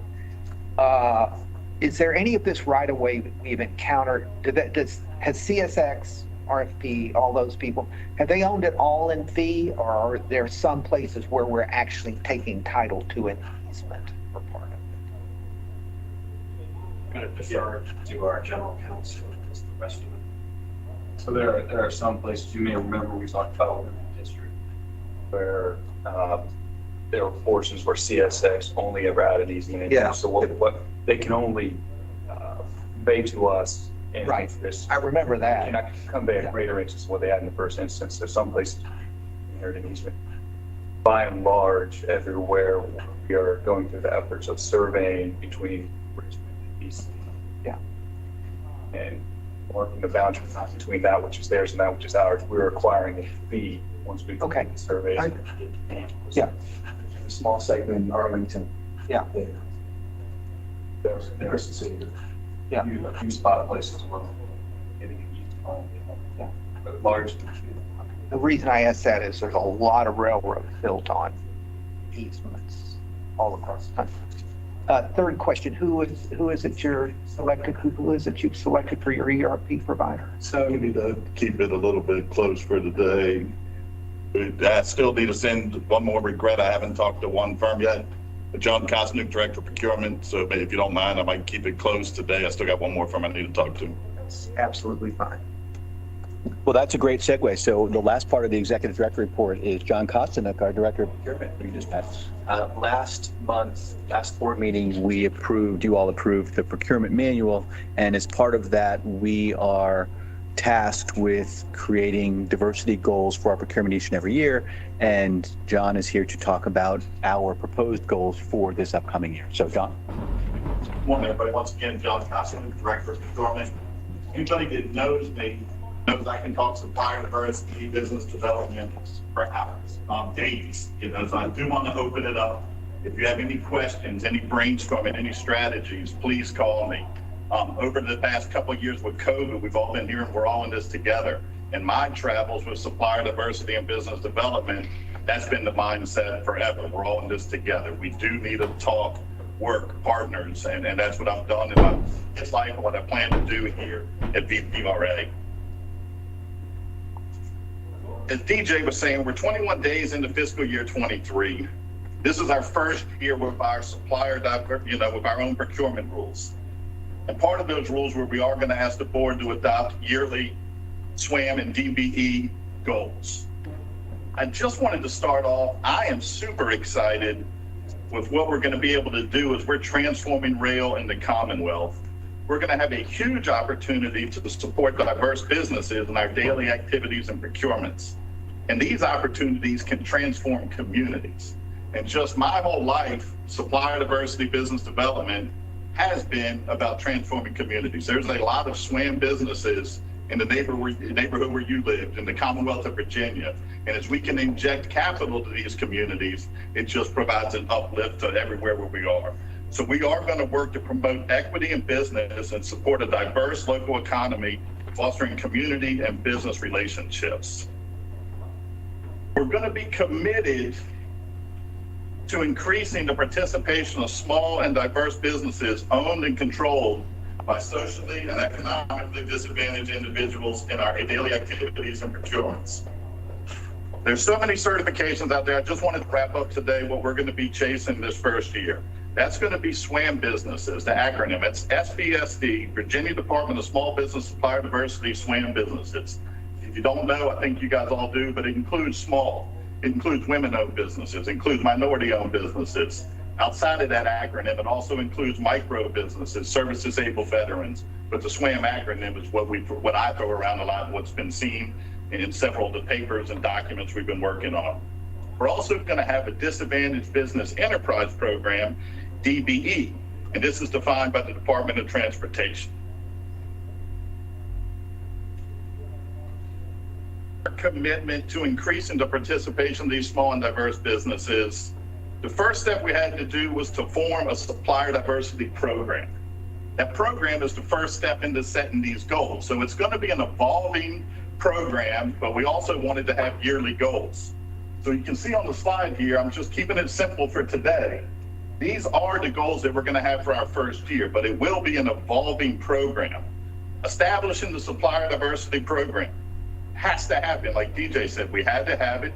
We've now formed it, but now it's time to evolve it, get it in motion. So there's going to be a lot of activities that we have to do this year and beyond. And basically what we're going to be trying to do is level the playing field for small minority and women-owned businesses in our daily activities. And part of the program is going to be assessing the market. And that's going to be everything from what is our market? What are the DBEs in our market? What are the businesses in our market? Can they provide what we need when we need it? So we do need to do an analysis of the market to help evolve our goals year over year. While assessing that market, we're going to need and seek input from internal and external stakeholders. It's VRE, it's DRPT. I was just talking the other day to a peer of mine at Dominion Energy, talking with PDOT next week, their supplier diversity director. We are going to be seeking help and partnerships with internal and external stakeholders. And while evolving this program in fiscal year 23, the other goals that we have is to provide small and diverse suppliers an opportunity on small purchases. For our procurement rules, we can be more direct on the small purchases with the SWAM community. We have to be successful there. And part of the fiscal year 23 goals will be to prioritize SWAM businesses on our small purchases when applicable. Now, on large competitive purchases, we also need to prioritize SWAM participation. Part of that, we're going to need all of our primes and our subcontractors. We're going to require vendors to have a SWAM and diverse participation plan on all competitive procurements. We need the supplier community to look for subcontractors, have significant participation, use diverse businesses, do joint ventures, subcontracts, mentorship, protege type relationships. Another part that we're going to have for this fiscal year 23 and beyond is going to be expanding our supplier diversity network. And that's going to be what I'm just calling grassroots networking and marketing. We're going to have to go out and educate businesses on what we're doing, how we're doing business, our procurement rules. Hopefully they'll educate us on what they're doing, how they're doing, and how they can help us. We're also going to educate businesses about SWAM and DBE certification and the value behind it. If anybody's not certified, we can educate them on how to become certified and help provide just a gentle push on the value of certification. And then also in the network and outreach, it's going to be attending events, business league memberships. A lot of great organizations out there that are already inviting us to come to a Wednesday night membership event just to educate their community on what we're doing. VPRA will do that. With everything that we have on these goals, we also wanted to have a number for our fiscal year 23 goals, and that's what we're going to ask the board to adopt today. And that is to spend 10% of our discretionary spend with small and diverse businesses. Now, this includes direct, first-tier primes, and indirect, which will be our second tier and subcontractors. And then please note that this number also includes the 5% DBE goal. Any questions on our proposed goal? Understanding this is on all discretionary spend, so all of the big contracts, construction and design are part of this as well.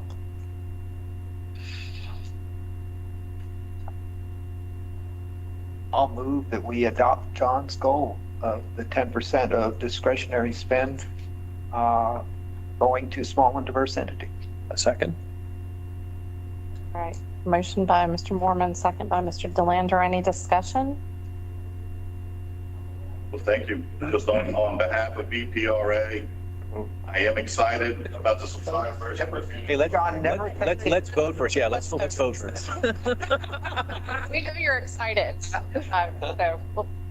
Marisol, could you call the roll? Yes. Ms. Bova? Aye. Mr. DeLandro? Aye. Ms. Dorsch? Ms. Drake? Aye. Mr. Facette? Aye. Mr. Hall? Aye. Mr. Mormon? Aye. Mr. Payne? Aye. Mr. Spore? Aye. Mr. Watkins? Aye. All right, John. Thank you.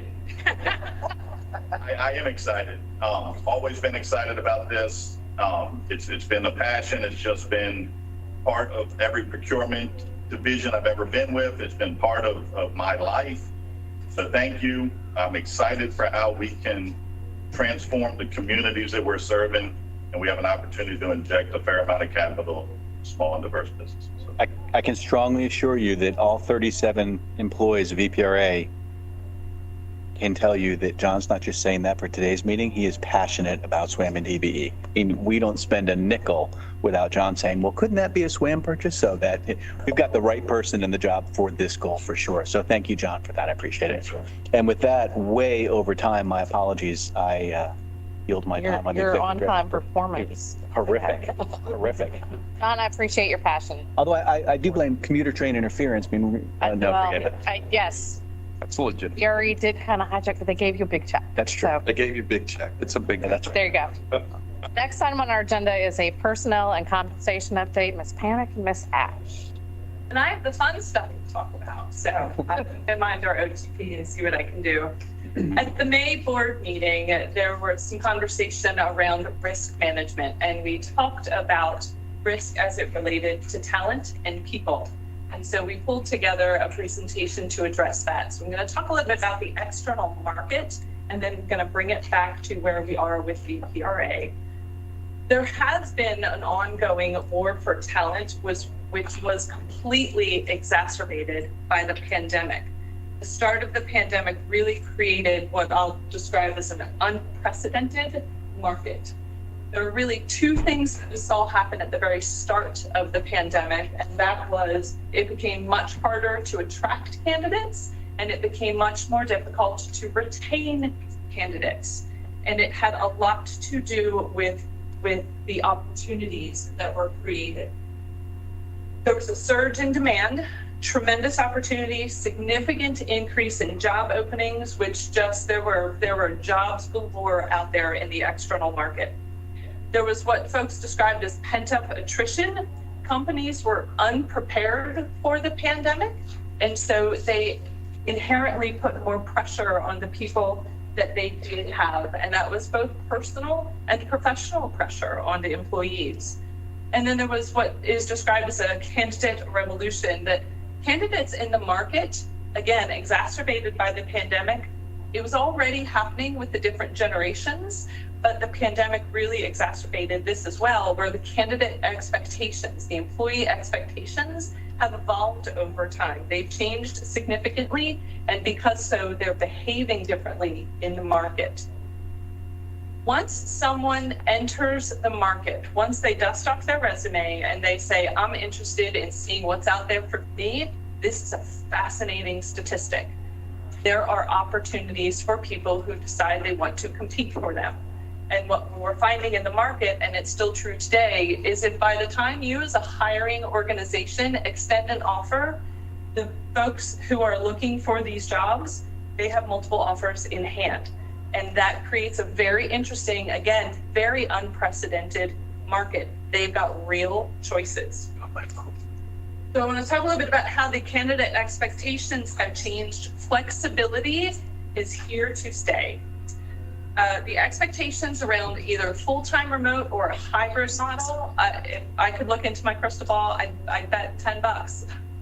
I'd bet more than that actually, but the flexibility is in demand. And again, it was one of those things that was in the market because of the different generations that were coming in. We had already started seeing pre-pandemic trends that people weren't joining an organization and working for 30, 40, 50 years like their parents had.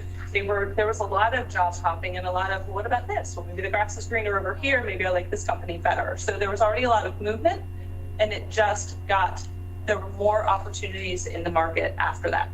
So flexibility becomes very key. Well-being is an interesting shift as well. Folks are looking for support, tools, resources, time off as it relates to their emotional and mental well-being.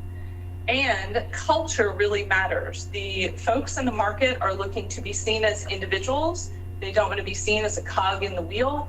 They want to be seen and accounted for as an individual, which is where culture matters, which is why I was very excited to share with you, be at VPRA or be very favorite with the culture and the values, the mission, the vision that we talked about at our last meeting. One of the statistics that I wanted to highlight here simply for reference, when you think about VPRA and as we continue to grow, operations is at the heart of our organization, and operations is hot in the market. And we need to be aware of that and sensitive to that along the way. To make this easier, we have to make sure we're avoiding bottlenecks in the process. The hiring managers are busy doing their day job, so we have an obligation to make the hiring easy for them. There's one concept in this total skills market that I would highlight that's different, and that is hiring for potential. So a lot of times folks are looking to hire for years of experience, right? I want someone with 20 years experience. But what we're finding in the market is we've got to be flexible and look for folks who have the potential, demonstrated potential, the ability to rise to the position that you're looking for. And then that human component comes into place as well. We talked at the last meeting about our employee value proposition as being a part of our culture work, and that will matter very much. Expectations have changed. We talked about that. We talked about flexibility as well. So for the sake of time, I'll move on. I will highlight again the culture work that we've done. It sets the foundation, and we think that's very important. We are working on an action plan now that we've come up with. Right now, they're words on a page. We talk about them, but we're really looking to develop over the next few weeks and months an action plan where we start to embed the values in particular into our vernacular and how we behave with each other. That meaningful integration will be important. We've had organizationally impressive growth. We had 3 people in April of 2021, and as DJ mentioned in the report earlier, we'll be at 38 people. We're extraordinarily proud of the talent that we have been able to find in, again, this unprecedented market. It's been it's very much a pride point. I do think, though, we are experiencing a bit of beginner's grace. It's a new organization. It's very exciting. We're building. It's cool. We need to be very certain that we are holding up our end of the bargain, and we're making sure that we're investing in culture, and we're following through on the commitments that we as an organization have made to the folks we've hired. We're going to establish the compensation structure. Pam's going to come up in a minute and walk through that piece of it for you so you're aware. We've made promises. We're going to find our own space. And here we are sitting in our new building for our board meeting, right? So we've got to follow through on the commitments as we set the foundation. We get further along in the life cycle of VPRA. From a current seat perspective, again, you saw the mission, vision, employee value prop, and values at the last meeting. The early engagement drivers for those folks who have joined the organization, the conversations that we've had really center around the fact that they're mission driven. They like what we're doing.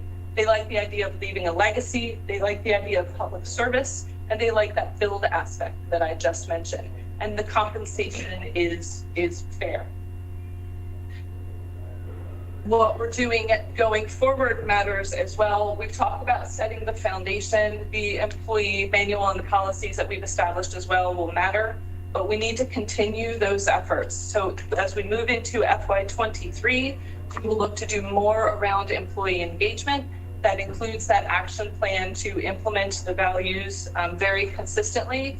We will need to pivot and spend some time on learning and development. Folks do not want to get into a job and remain stagnant. They want to be developed in a variety of different ways. And so we've got policies in the manual that we just approved at the last board meeting that support that investment in our employees. And we've got plans to do some internal components to develop them as well. And there's also opportunities for a talent risk assessment. I'll spare you the details again for the sake of time, but from the onset, we have talked repeatedly about making sure VPRA is set up. We don't accept mediocrity. We want the best that we can get. And this sort of foundation will matter as we hold true to that. The other point that I will highlight that is important to recognize as it relates to VPRA, we're not the only people who appreciate that we've built a great team.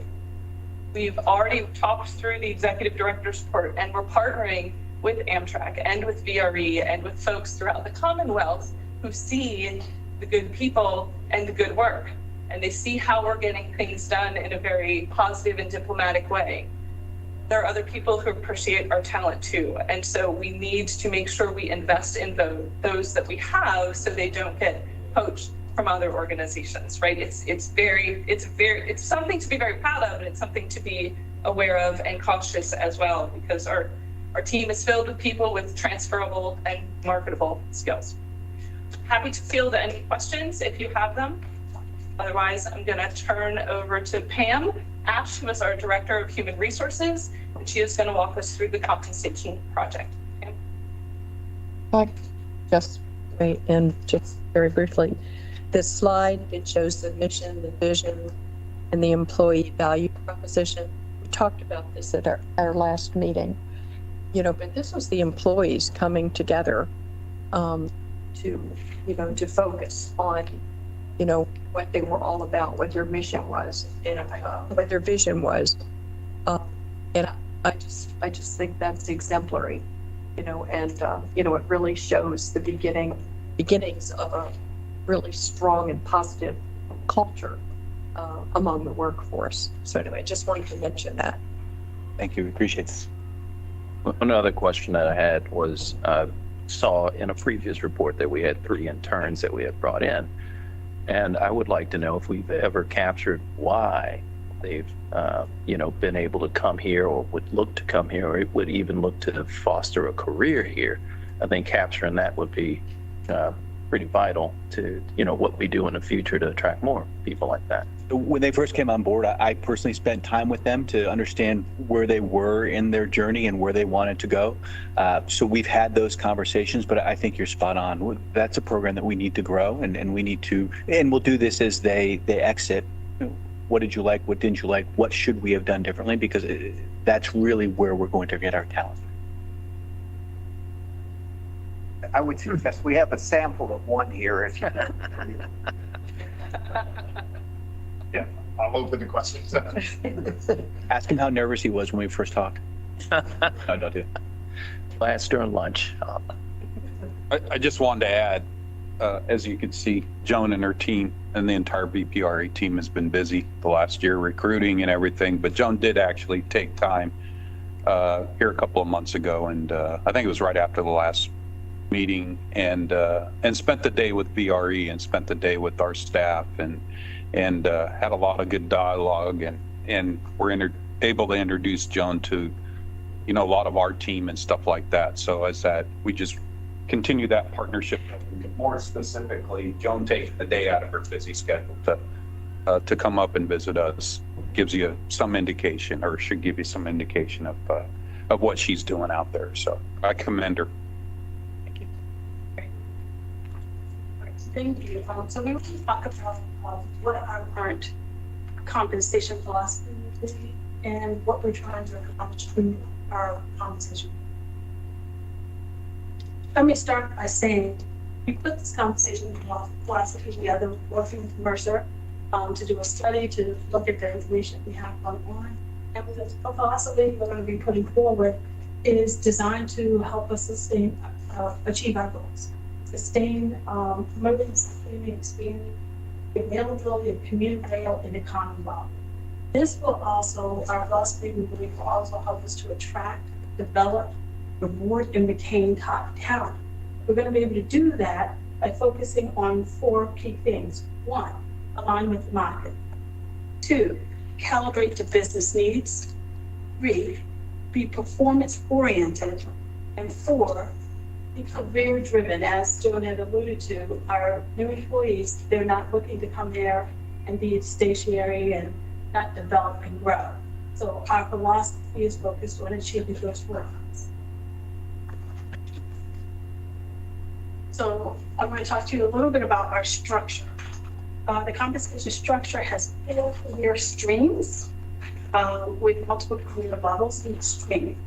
The 4 streams are executive, which typically includes top executives and function heads providing strategic vision and tactical and strategic direction. The next level career stream is management. Management and supervisory professionals who focus on tactical operations and activities and typically have people that report to them to help execute the operational and tactical responsibilities. We have our third stream, which is professional. These are individual contributors with responsibility in a professional or technical discipline or specialty, and they may have 1 or 2 people that might report to them.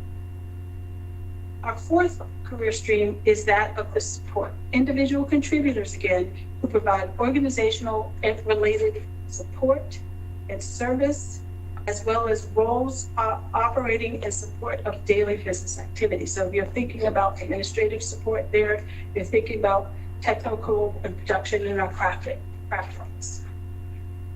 And as I said, there are career levels in each one of these career streams that progress to as people's experience progress, as their development progresses, that gives them that ability to grow in their path, as well as be able to promote across. So, in working with Mercer, we have developed this band and market reference zones that cover those 4 career streams and the career paths across them. You'll see that there are 2 zones specifically, one for the Richmond area, one for Alexandria, given Northern Virginia is significantly more expensive than the Richmond area. So there's a structure for each. The review the market data, reviewing the market data and internal equity and ensure both levels and salary fit into designated structure. So someone identifies with what salary level is a P and S3 is that position. We'll determine by location and then look at the band as to where they should be based off of those factors I just mentioned in regards to internal equity, experience, performance, etc. These bands demonstrate best practice and will be reviewed at least every 2 years to make sure that we are staying on trend for the market, as well as keeping up with what is going on externally, which is basically the market. And we want to emphasize that our Alexandria positions, which have a 50% bump in the pay scale there, those positions are not determined by the employee, but rather by a business need as to where it will be situated. Each position determined by that. So an employee can't just say, I want to move to Alexandria because I know I can get a 50% bump. No, it's where do we need that role? And that determines what band you're in and which pay scale you have.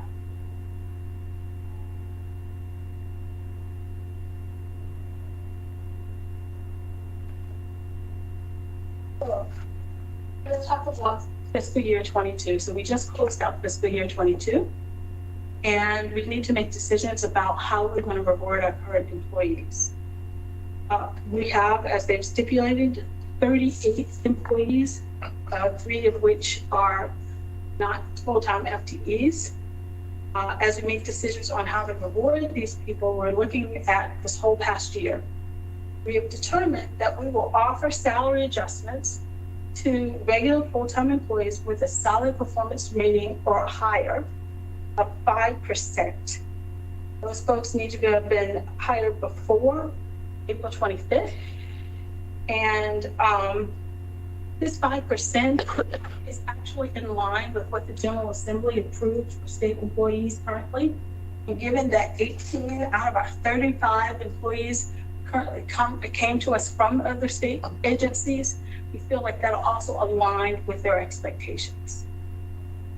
There is also opportunity for employees who are newer to our organization, who are hired between April 25th and July 25th, to also get a salary adjustment of 2.5%. The reason we want to do that is we want to, reward people for the performance that they've been doing since they joined us. We don't want them to have to wait another whole 18 months before they're able to get a salary adjustment.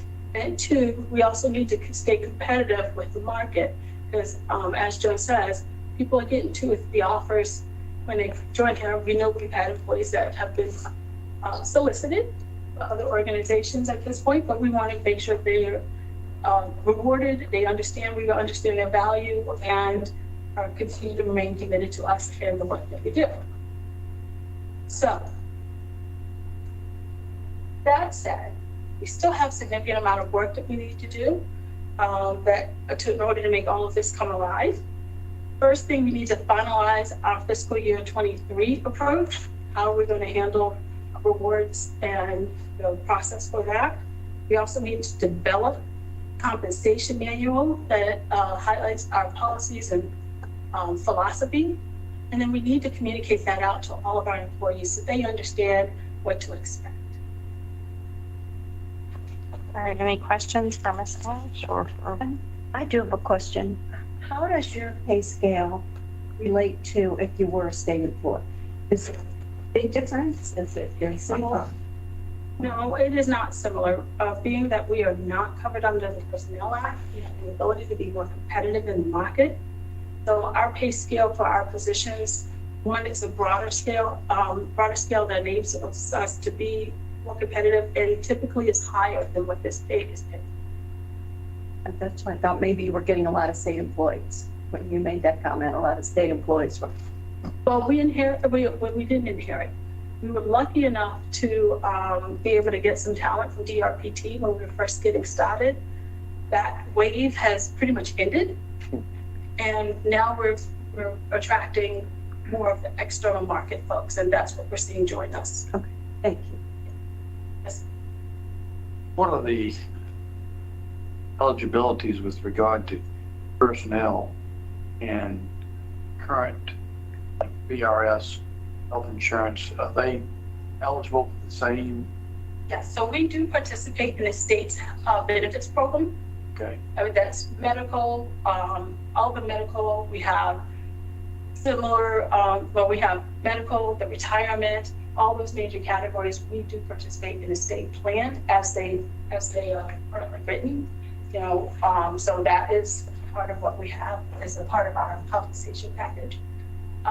In addition to a bit of higher level. We do have a difference in our leave policies. Since we do not fall under the Personnel Act, our leave policies are very generous, where folks start out earning 8 hours per pay period if they have under 5 years of service to the state, which totals to 24 days of PTO per annum. And that is double what it's offered for employees of that tenure under the state system. So it is generous. On the other side of that, though, the PTO covers all of your leave, where on the state side, you get sick leave and you get other leave that VPRA doesn't offer. We put it all in one bucket. And I think it'd be helpful to see a comparison. I don't know how many individuals that are currently working under the authority were state employees originally, and they weren't. So we attracted 18 former state employees from various agencies, primarily from DRP. We can put together a table that compares the benefits. And there's some nuances with VRS systems, because they're individuals that were in VRS prior to what 2015, 16 have a different benefits derived from VRS. The subsequent personnel have the option of The hybrid. hybrid plans. So we participate fully in this. So U.S. employees that transfer to us from the state, that they could be in plan 1, and depending on when they were hired, they could be in plan 2. And then our newest employees that are joining the state are in the hybrid plan. So we follow fully the guidelines in regards to how the VRS plan is. Well, you've got 3 part-time, I'm sorry. Didn't think quick. You got 3 part-time, 35 full-time. You've got 15, 18 people that are new to the benefits system in Virginia. And if that's going to be tied to their salaries. Well, it's a total part of their total compensation package. So you have your base salary, you have your benefits, and then we'll have other types of rewards that people will be eligible for. So within that benefits package, and there's the VRS, the retirement plan that we follow. There is all the health and care benefits. There is the life insurance benefits. You know, all of that whole package that the state offers, we also offer because we fully participate in all of those basic things. It's just, when I first got here, I just did an audit. There's only a couple of little state things that we don't participate in, but they're very minor. Do we do any, I'm sorry. I was just going to add, Mr. Watkins, it's actually in our enabling legislation and the code that employees of the authority will be eligible to participate in all the same state benefit programs. So I would suggest the benefits are comparable. The time out of office is comparable. As DJ mentioned, there's a pool of PTO that we operate, but state employees have different buckets, so that's comparable as well. One difference that I will highlight is the state has a very long grievance process and our employees are at will. And so that there's slightly more risk with that, right? You come in, you perform to the best of your ability, and if you don't, then there's a shorter runway. And so that's an important factor as well. So I thought I'd mention that for clarification too. And that's actually just not to drive this even further, but that's a big part of what we're doing here is that we've said that repeatedly, we can't settle for mediocrity. We don't have the time. We've got way too much to do, and we can't have people that are just coming to tread water. We can't afford to. I'm just trying to get the relative comparison when you understood salaries. The benefits are a part, not in that number. Absolutely. Absolutely. And Joan, that's all employees at will, but with, you have to show cause or just We have a grievance process, right? As I sit in my role, I would want to make sure there's a legitimate business reason, but we've got a much shorter grievance process. So if we have to exit someone, it would be significantly swifter than if you go through the state process. And I guess I'm a little worried about Jennifer and how this must feel for you. What kind of vacancy rate do you have that? At this point, I do not have a vacancy rate, but I will be very honest, the last year has been incredibly difficult for DRPT because we did essentially lose 18 employees, or us in the AG's office, lost a total of 18 employees to VPRA. We have a great partnership. I feel like, Rich, we've got this great partnership. We're intrinsically tied forever. So seeing them get off the ground and do well, we wanted to see that happen. And I did reach the point where I told DJ to go away. I will say she wasn't that kind when she said that. So we have backfilled our positions at this point. We're fully staffed at DRPT. So do freight. So it's Right. here, rail there. So And we share responsibilities. I mean, the DRPT retained long-term strategic planning, but we work very closely with VPRA. I mean, we will be linked forever, and we work that way. We have a very close relationship between the two entities, and we were located on the same floor until recently in the same building. So I think that's part of it. It's going to be difficult for us to steal folks back from VPRA, but certainly, we've gone through that. We've gone through the same recruiting challenges that both Joan and Pam mentioned, and we've come out on the other side okay. thank you.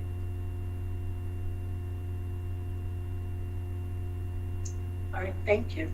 Thank you. Next up, Mr. Westerman. Vote participation in all virtual meeting policy. Excellent. So for the new board members who I haven't had the pleasure to meet yet in person, I'm Michael Westerman, General Counsel to Virginia Passenger Rail Authority.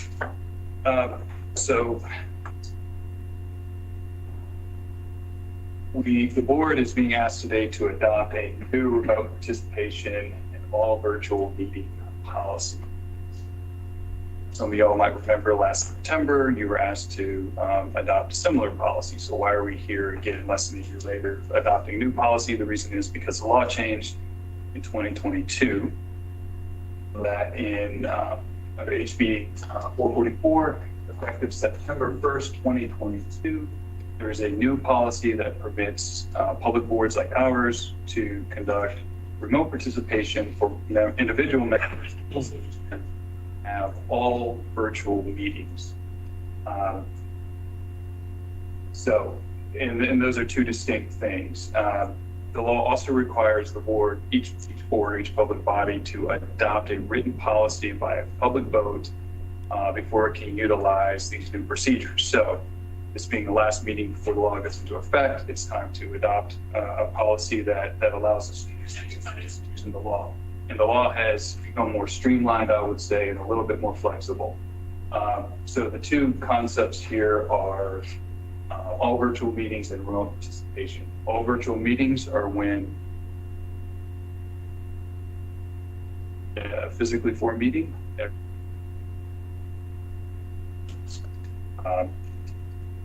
In contrast to that, remote participation is when an individual member requests statutorily defined reason to participate in a meeting that's happening with a physical form present, for that person to participate remotely by using electronic communication means. I will note that when remote participation is used for an individual, you still need a physical quorum present for the meeting to account. So I just thought it was helpful to do a little bit of a comparison here. What changed prior to new? This individual cannot make it to a meeting. Prior law had these four reasons for which you were allowed to ask and get granted permission to participate remotely. The new law adds a reason, and that new reason is if your principal resident is 60 plus miles from a meeting location, that gives you a legal basis to request to participate remotely under the law and under the new policy. Many of you may live more than 60 miles away from where our meetings happen, and so you would have an unlimited basis to request to participate remotely. I say that with a little bit of hesitation because not everybody can take advantage of that each meeting, right? Because when we're doing remote participation, you need a physical quorum present in the room for the meeting to be effective. I will also note that there is a cap for personal matter reasons, so you can have a personal matter that prevents you from participating in a board meeting. You ask to participate remotely, let's disclose the nature of the personal matter. You can do that either 2 times per year or 25% of meetings that happen within a given calendar year. For all intents and purposes, the effective cap will be 2 for our board. So there is a limitation on the last bullet point. So if you have a personal matter, you can only use that at 2 times per year as a basis to participate remotely when everybody else or most of the other folks are congregated in a physical forum. All virtual meetings are different. Again, this is when the chairperson decides we're not going to meet physically at all. We're all just going to, from a remote location, we're going to participate. So this is a newly permitted thing that is allowed even when there is no declared state of emergency. Under the prior law, you needed a state of emergency in order to have this type of all virtual meeting. No physical quorum is required.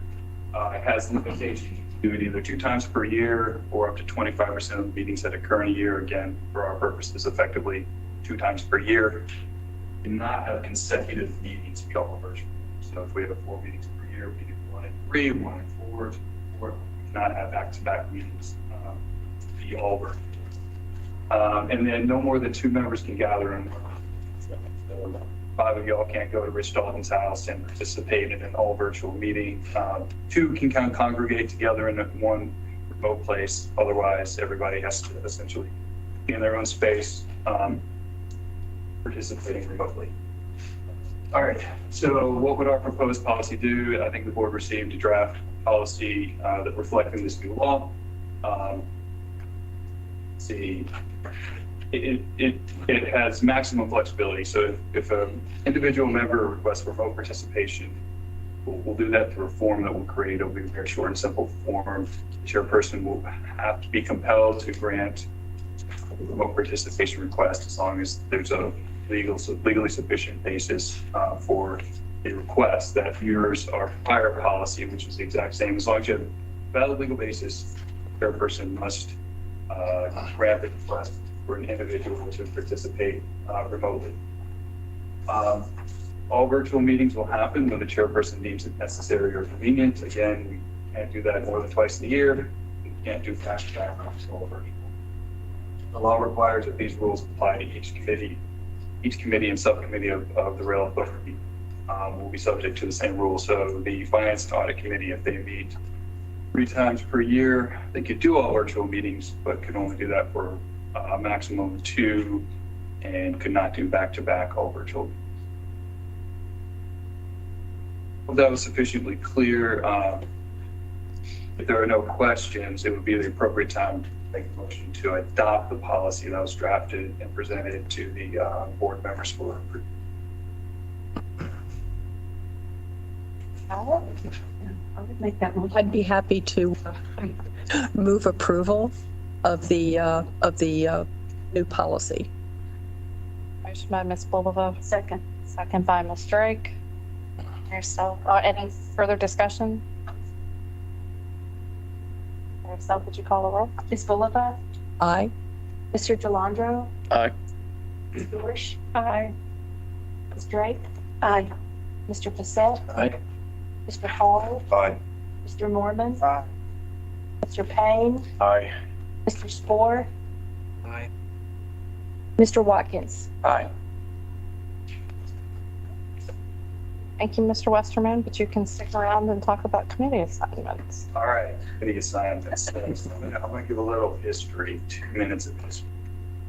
What we've done so far this year for the benefit of our old board members with fresh memory, but also for our new board members. On February 1st, so first of all, our bylaws require this board to elect officers annually. That happens 1 time per year. On February 1st, this board did that. They elected 3 officers, Ms. Bulova as vice chair, Butler Painter as treasurer, Mr. Spore as secretary. Those elections are valid for a year and we'll revisit those later this year. Aside from Ms. Butler Painter, who is now, her term has expired, and so we need to elect a new treasurer. Along with that, some folks may remember that at the last board meeting, we did not have We didn't have appointments made for all of our board members. We had some vacancies. So one action that this board took on May 23rd is to dissolve the executive director search committee, and in place of that committee to establish performance and compensation committee with identical membership from the executive director search committee rolling on to the performance and compensation committee. So today, 2 committees with recommended committee appointments in each case. And I'll go through those in a moment. And we'll also note that when I talk about the Finance and Audit Committee, the chairperson of that committee has served as the de facto treasurer of the board from its inception. And so as we talk about the Finance and Audit Committee, you mentioned the chair position. We should also note that that position recommended for election as treasurer in the place of Ms. Michael Painter, whose term has expired and is now rolled off the board. So again, hoping that is sufficiently clear. I will also note that there was no draft resolution decision brief provided to the board members for this action item. The reason for that is simply that as we learned who the new members were, there was some internal discussion about what the committee assignments might be, and then Mr. Stadler had needed time to reach out to each member to identify them, identify interest for potential committee slots, et cetera. That didn't happen until very recently, so we did not have a resolution in draft form to preview here. So I will simply note the 2 committees and note the appointment recommendations, and then we will go to vote. So I will do this in 2 because I think it's cleaner. I'll do this in 2 different votes, if that's okay, Mr. Brule. That's fine. Okay, so first, the Finance and Audit Committee. The recommended appointments are Ms. Dorsch as the chair, also for election as the officer of treasurer. And then as members, Mr. Spohr, Mr. Delandro, and Mr. Watkins. So I believe we could go now to a motion on that recommendation and take a vote on those, absent any questions or further discussion. The action requested is to approve the appointment of the members of the Finance Committee. Finance and Audit Committee, correct. So moved. Happy to move approval of the slate as presented. All right, moved by Ms. Bulova. Do I have a second? Seconded by Mr. Mormon. Any discussion? All right, Mary Steph, can you call the roll? Ms. Bulova? Aye. Mr. Delandro? Aye. Ms. Dorsch? Aye. Approval. Ms. Drake? Aye. Mr. Facette? Aye. Mr. Hall? Aye. Mr. Mormon? Aye. Mr. Payne? Aye. Mr. Spohr? Aye. Mr. Watkins? Aye. Motion carries. Now to the Personnel and Compensation Committee. Okay, Personnel and Compensation Committee. So the recommended appointments here are Mr. Mormon as the chair, Ms. Bulova, Mr. Hall, and Mr. Cardinal. All right, so the action is to approve the members of the Personnel and Compensation Committee. And I'd be glad to move approval of the slate as presented. Moved by Ms. Bulova. Seconded. Seconded by Ms. Dorsch. Do we have any further discussion? Mary Stell, can you call the roll? Yes. Ms. Bulova? Aye. Mr. Delandro? Aye. Ms. Dorsch? Aye. Ms. Drake? Aye. Mr. Facette? Aye. Mr. Hall? Aye. Mr. Mormon? Aye. Mr. Payne? Aye. Mr. Spohr? Aye. Mr. Watkins? Aye. So that motion carries as well. I will add that while that's the slate of members for those committees, all of the board members will be notified of the committees and are welcome to attend at any time. Thank you, Mr. Westerman. Mr. Pittard. Thank you, Chairman. Chair, Yes, are you going to distribute a list of all the committees and the members? we can do that. Mr. Pittard, starting off with our VRE project funding agreements.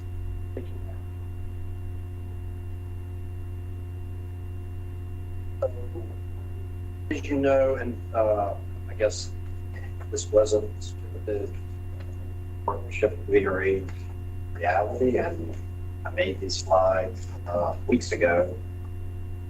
But anyway, we do need to, as a matter of formality, have certain agreements. We have a lot of grants that y'all have approved in our budget with VRE. And we do actually have both parties need an agreement with respect to those grants. But we both operate on the same rail lines. We both are looking to take cars off the road. So our missions are truly intertwined. That's really what this first slide is getting at. It's really more of a strategic partnership than like a competitive negotiated agreement. So I'm bringing some agreements to y'all that we developed standard templates to work through the VRE grants.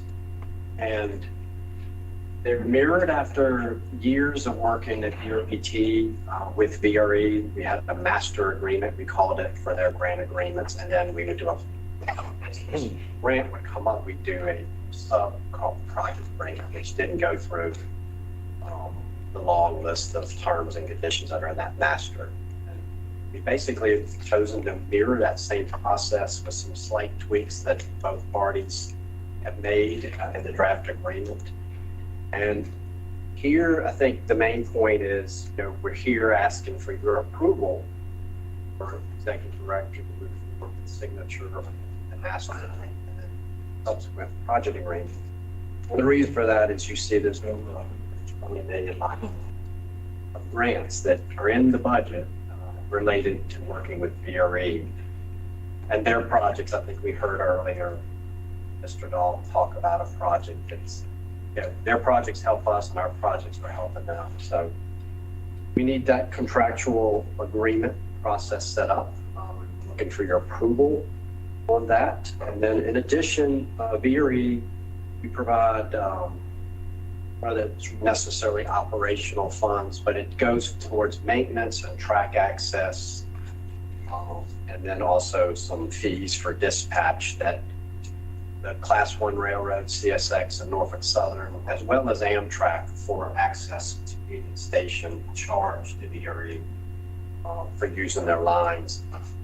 And because it's a little bit different in nature, it's not that capital type project, VRE, and we agreed that we would create a separate agreement for those annual track access fees. That also, in the FY23 budget, there's $15.6 million that is set up for track access to VRE throughout the year.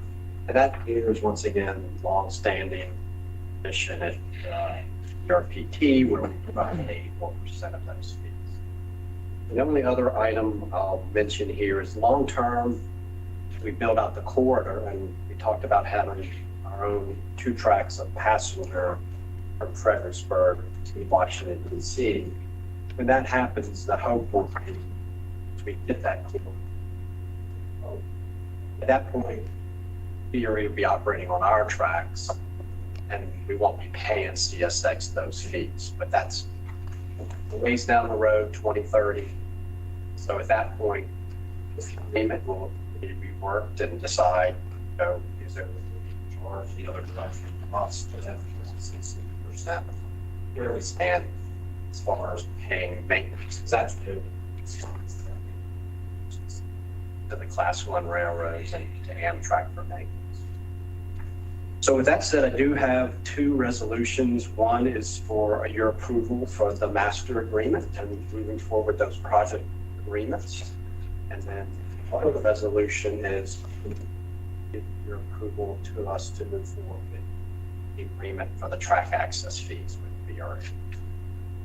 Okay, so we have 2 actions. We'll start with the approval resolution to approve the executive director to enter into the master agreement with VRE. A motion to approve that one. Move approval of the entering into the master agreement. Second, Hall. By Ms. Bulova, second by Mr. Hall. Do we have any discussion? All right, Mary Sell, can you call the roll? Ms. Bulova, Aye. Mr. Delandro, Aye. Ms. Dorsch, Aye. Ms. Drake, Aye. Mr. Facette, Aye. Mr. Hall, Aye. Mr. Mormon, Mr. Payne, Aye. Mr. Spore, Aye. Mr. Watkins. Aye. So that motion carries. The next action is action to approve the executive director to enter into an agreement with VRE for track access fees. Move approval? Motion by Ms. Bulova, Second, Hall. second by Mr. Hall. Any discussion on this agreement? Mary Stahl? Ms. Bulova, Aye. Mr. Delandro, Aye. Ms. Dorsch, Ms. Drake, Aye. Mr. Facette, Aye. Mr. Hall, Aye. Mr. Mormon, Mr. Payne, Aye. Mr. Spore, Aye. Mr. Watkins. Aye. Motion carries. Thank you. I do want to mention, I should have said this before, all the funding for these grants that you saw came over from DRP, the historical balances that it did. In case you were wondering, just thought I'd mention that. All right, Mr. Pittard, update on our investment policy. Yes, and here you remember last September, some of you do remember that we adopted an investment policy. Had investment manager at that point. However, investment manager that we chosen was within Wells Fargo, and well, they divested, or I guess separated from Wells Fargo, and that took them a little bit of time. I'll also say at the time there was some discussion, we'll get into in a moment, of the investment policy itself and looking at putting a little more teeth into some of the aspects of it. So before I jump into the three changes that we have here, all the changes are within the Code of Virginia's Investment Transportation Authority, Fairfax County, Arlington County, HR TAC, and the Port Authority, as well as looking at the state's Department of Treasury, how they do their investments. So in proposing these items, we actually looked at our peer group to make sure we were within the bounds of where our peers were. And then finally, the last thing before I jump in here is the Finance Committee was briefed on this on June 27th. So that being said, we are making three different proposals. First is on the environmental, social, and governance provision.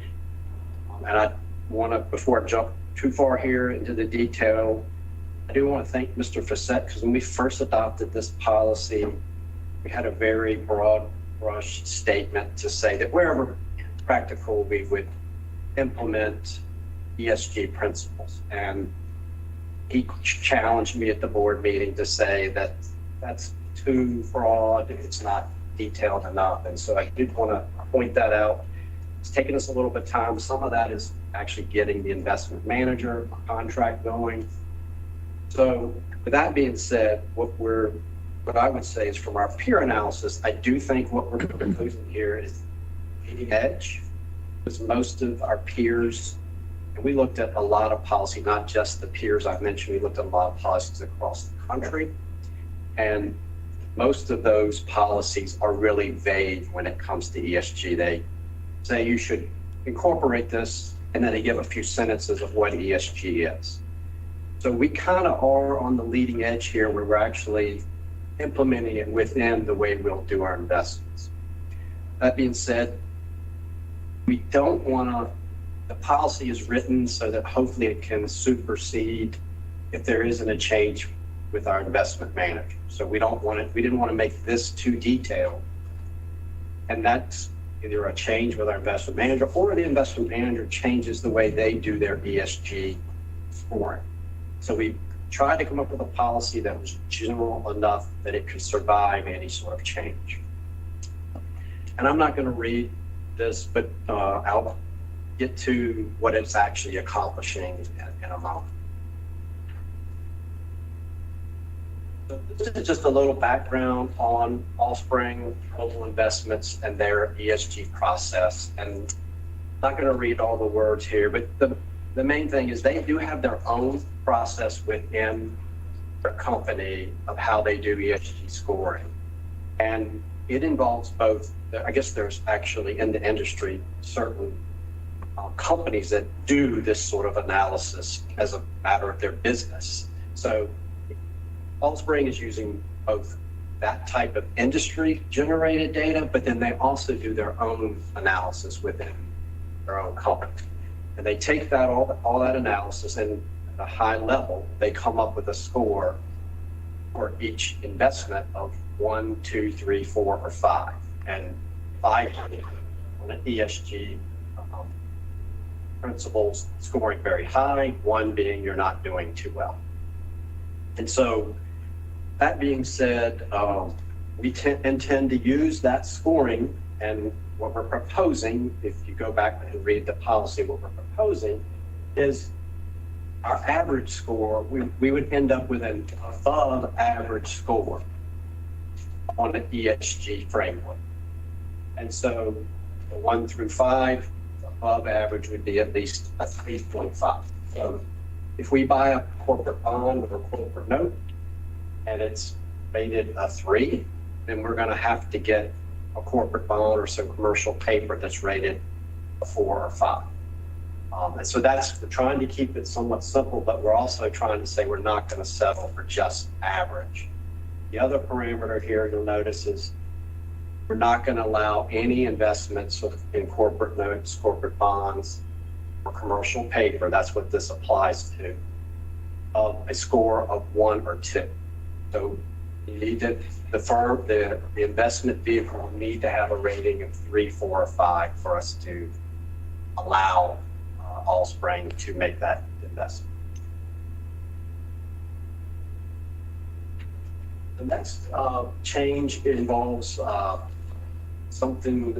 investment vehicle that's really investments in foreign, or I guess the title is supranationals, but it's really foreign investments. And this is all in the Code of Virginia, and it's very prescriptive. If you read those words, there's 4 very specific items that it allows us to invest in. And the other key point here is it requires a AAA rating by the 3 main rating firms. So very definitive what we're allowed to do within the Code of Virginia. And what this is really doing is allowing more diversification of our portfolio and hopefully a little bit better return. And once again, as I said earlier, our peers, I'm not going to say all the peers I listed are doing supranationals, but Fairfax, for instance, had a policy that allowed up to 50% of their investments to be in supranational. The next item for change is corporate notes. And in this item, this is really, once again, mirroring what's in the Investment Act that allows us, we originally were using a rating of AA, and we actually should, or we're allowed to have a rating for the Investment Act of single A.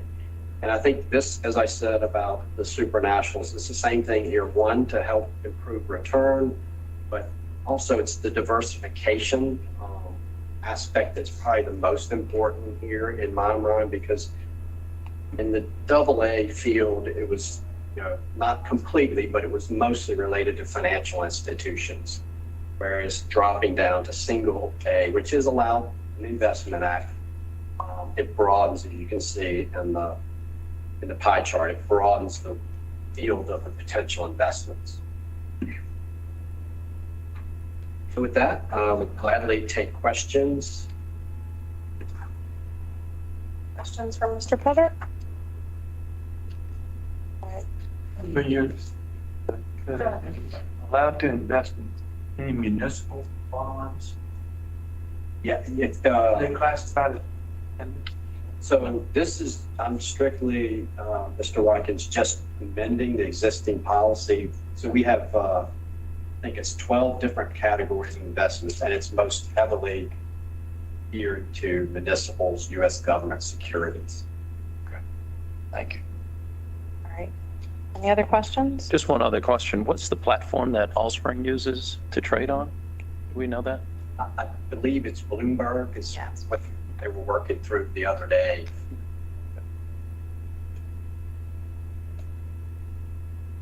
Okay, so Mr. Pittard, the action that you're requesting of the board is to adopt the revised investment policy that'll replace the initial investment policy that the board adopted in September of last year, correct? That is correct. So this has come up through our finance committee. This had come through finance. Does anyone have any comment or y'all are good with this? Yes, we are. Yeah. Right? Then I'm happy to, let's see, move approval of the proposed investment strategy. Is that what Policy. or amendments? Seconded. Policy. So moved by Ms. Bulova, seconded by Ms. Dorsch. Any other discussion? All right, Mary Estelle? Ms. Bulova, Aye. Mr. Delandro, Ms. Dorsch, Aye. Ms. Drake, Aye. Mr. Faseth, Aye. Mr. Hall, Aye. Mr. Mormon, Aye. Mr. Payne, Aye. Mr. Spore, Aye. Mr. Watkins. Aye. The motion carries. Thank you, Mr. Pittard. Thank you very much. So at this point, we have items for the board to address in closed session. In an effort to kind of get us back on schedule, what we will do is we will go into closed session. We'll take while we kind of reset the room and have staff exit, be able to grab lunch, come back in here, and then we will reconvene. It's 12:20 now. Well, what do you think? 1:30? Be able to make some time up. Okay, so what time would you, what are you thinking? Let's give it 1:15 and we'll try and beat that. Okay, so we will, for those that are watching and those that are going to leave, we're going to attempt to reconvene at 1:15. But in order to do that, I just want to kind of lay out the schedule. Bulova, got a motion, I believe? I do. I move that the board convene in a closed session pursuant to section 2.2-3711A1 of the Code of Virginia for the purpose of discussing the performance of a specific public officer, and that legal counsel and VPRA Chief Administrative Officer attend the closed session because their presence is deemed necessary and will aid the board in its consideration of these matters. So moved. We have a motion. We have a second. Second, Hall. Seconded by Ms. Hall. Mary Self. Ms. Bulova, Aye. Mr. Delandro, Aye. Ms. Dorsch, Aye. Ms. Drake, Aye. Mr. Faseth, Aye. Mr. Hall, Aye. Mr. Mormon, Aye. Mr. Payne, Aye. Mr. Spore, Aye. Mr. Watkins. Aye. The board's going to enter closed session once we have a chance to set the room. Those that are on, board members that are on virtually, Mary Estelle will keep you in the room. Those that are not part of the closed session will be departed from the. Yes, and they've already departed. Okay. If you'll give me just a moment, I have to ask Mr. Cardwell to join. Okay. We can, while everybody's moving around, we can go And we're not eating during the closed session? and eat during the closed. Yeah. Yes, and we're going to reconvene at 1:15. I'm gonna talk. We got that. 150. I'll be up. No, you're fine. We got to grab lunch. It's fine. That's fine. So all that. Yeah. Should be down if you're downtown. Yeah, so they're down one. I will answer. I think they are at a All right, so less that's. than lightning. And if- so- Over there, it's House is passed, put a bow on it. those earmarks we saw, those are setting. Yeah. Those are a little more. Just my guess, because I saw the amount. And We've been talking to one of the things. yeah. Put that forth, which we, that's a question, which is good. Which is good, yeah. But I think, Was it last year, 2 years ago? They didn't even come up with one until like December. it's late. Now I'm hearing motive, the goal is to have it done because whatever happens in November, they want it done in how it's late. And if it's planning on doing before the election. Still before the election. That's the latest until I got my approach call. Which I want. Yeah, that's, For a host of reasons. yeah, the world we are in, it's gonna need to move a lot faster. It's got to be on the must pass. We need.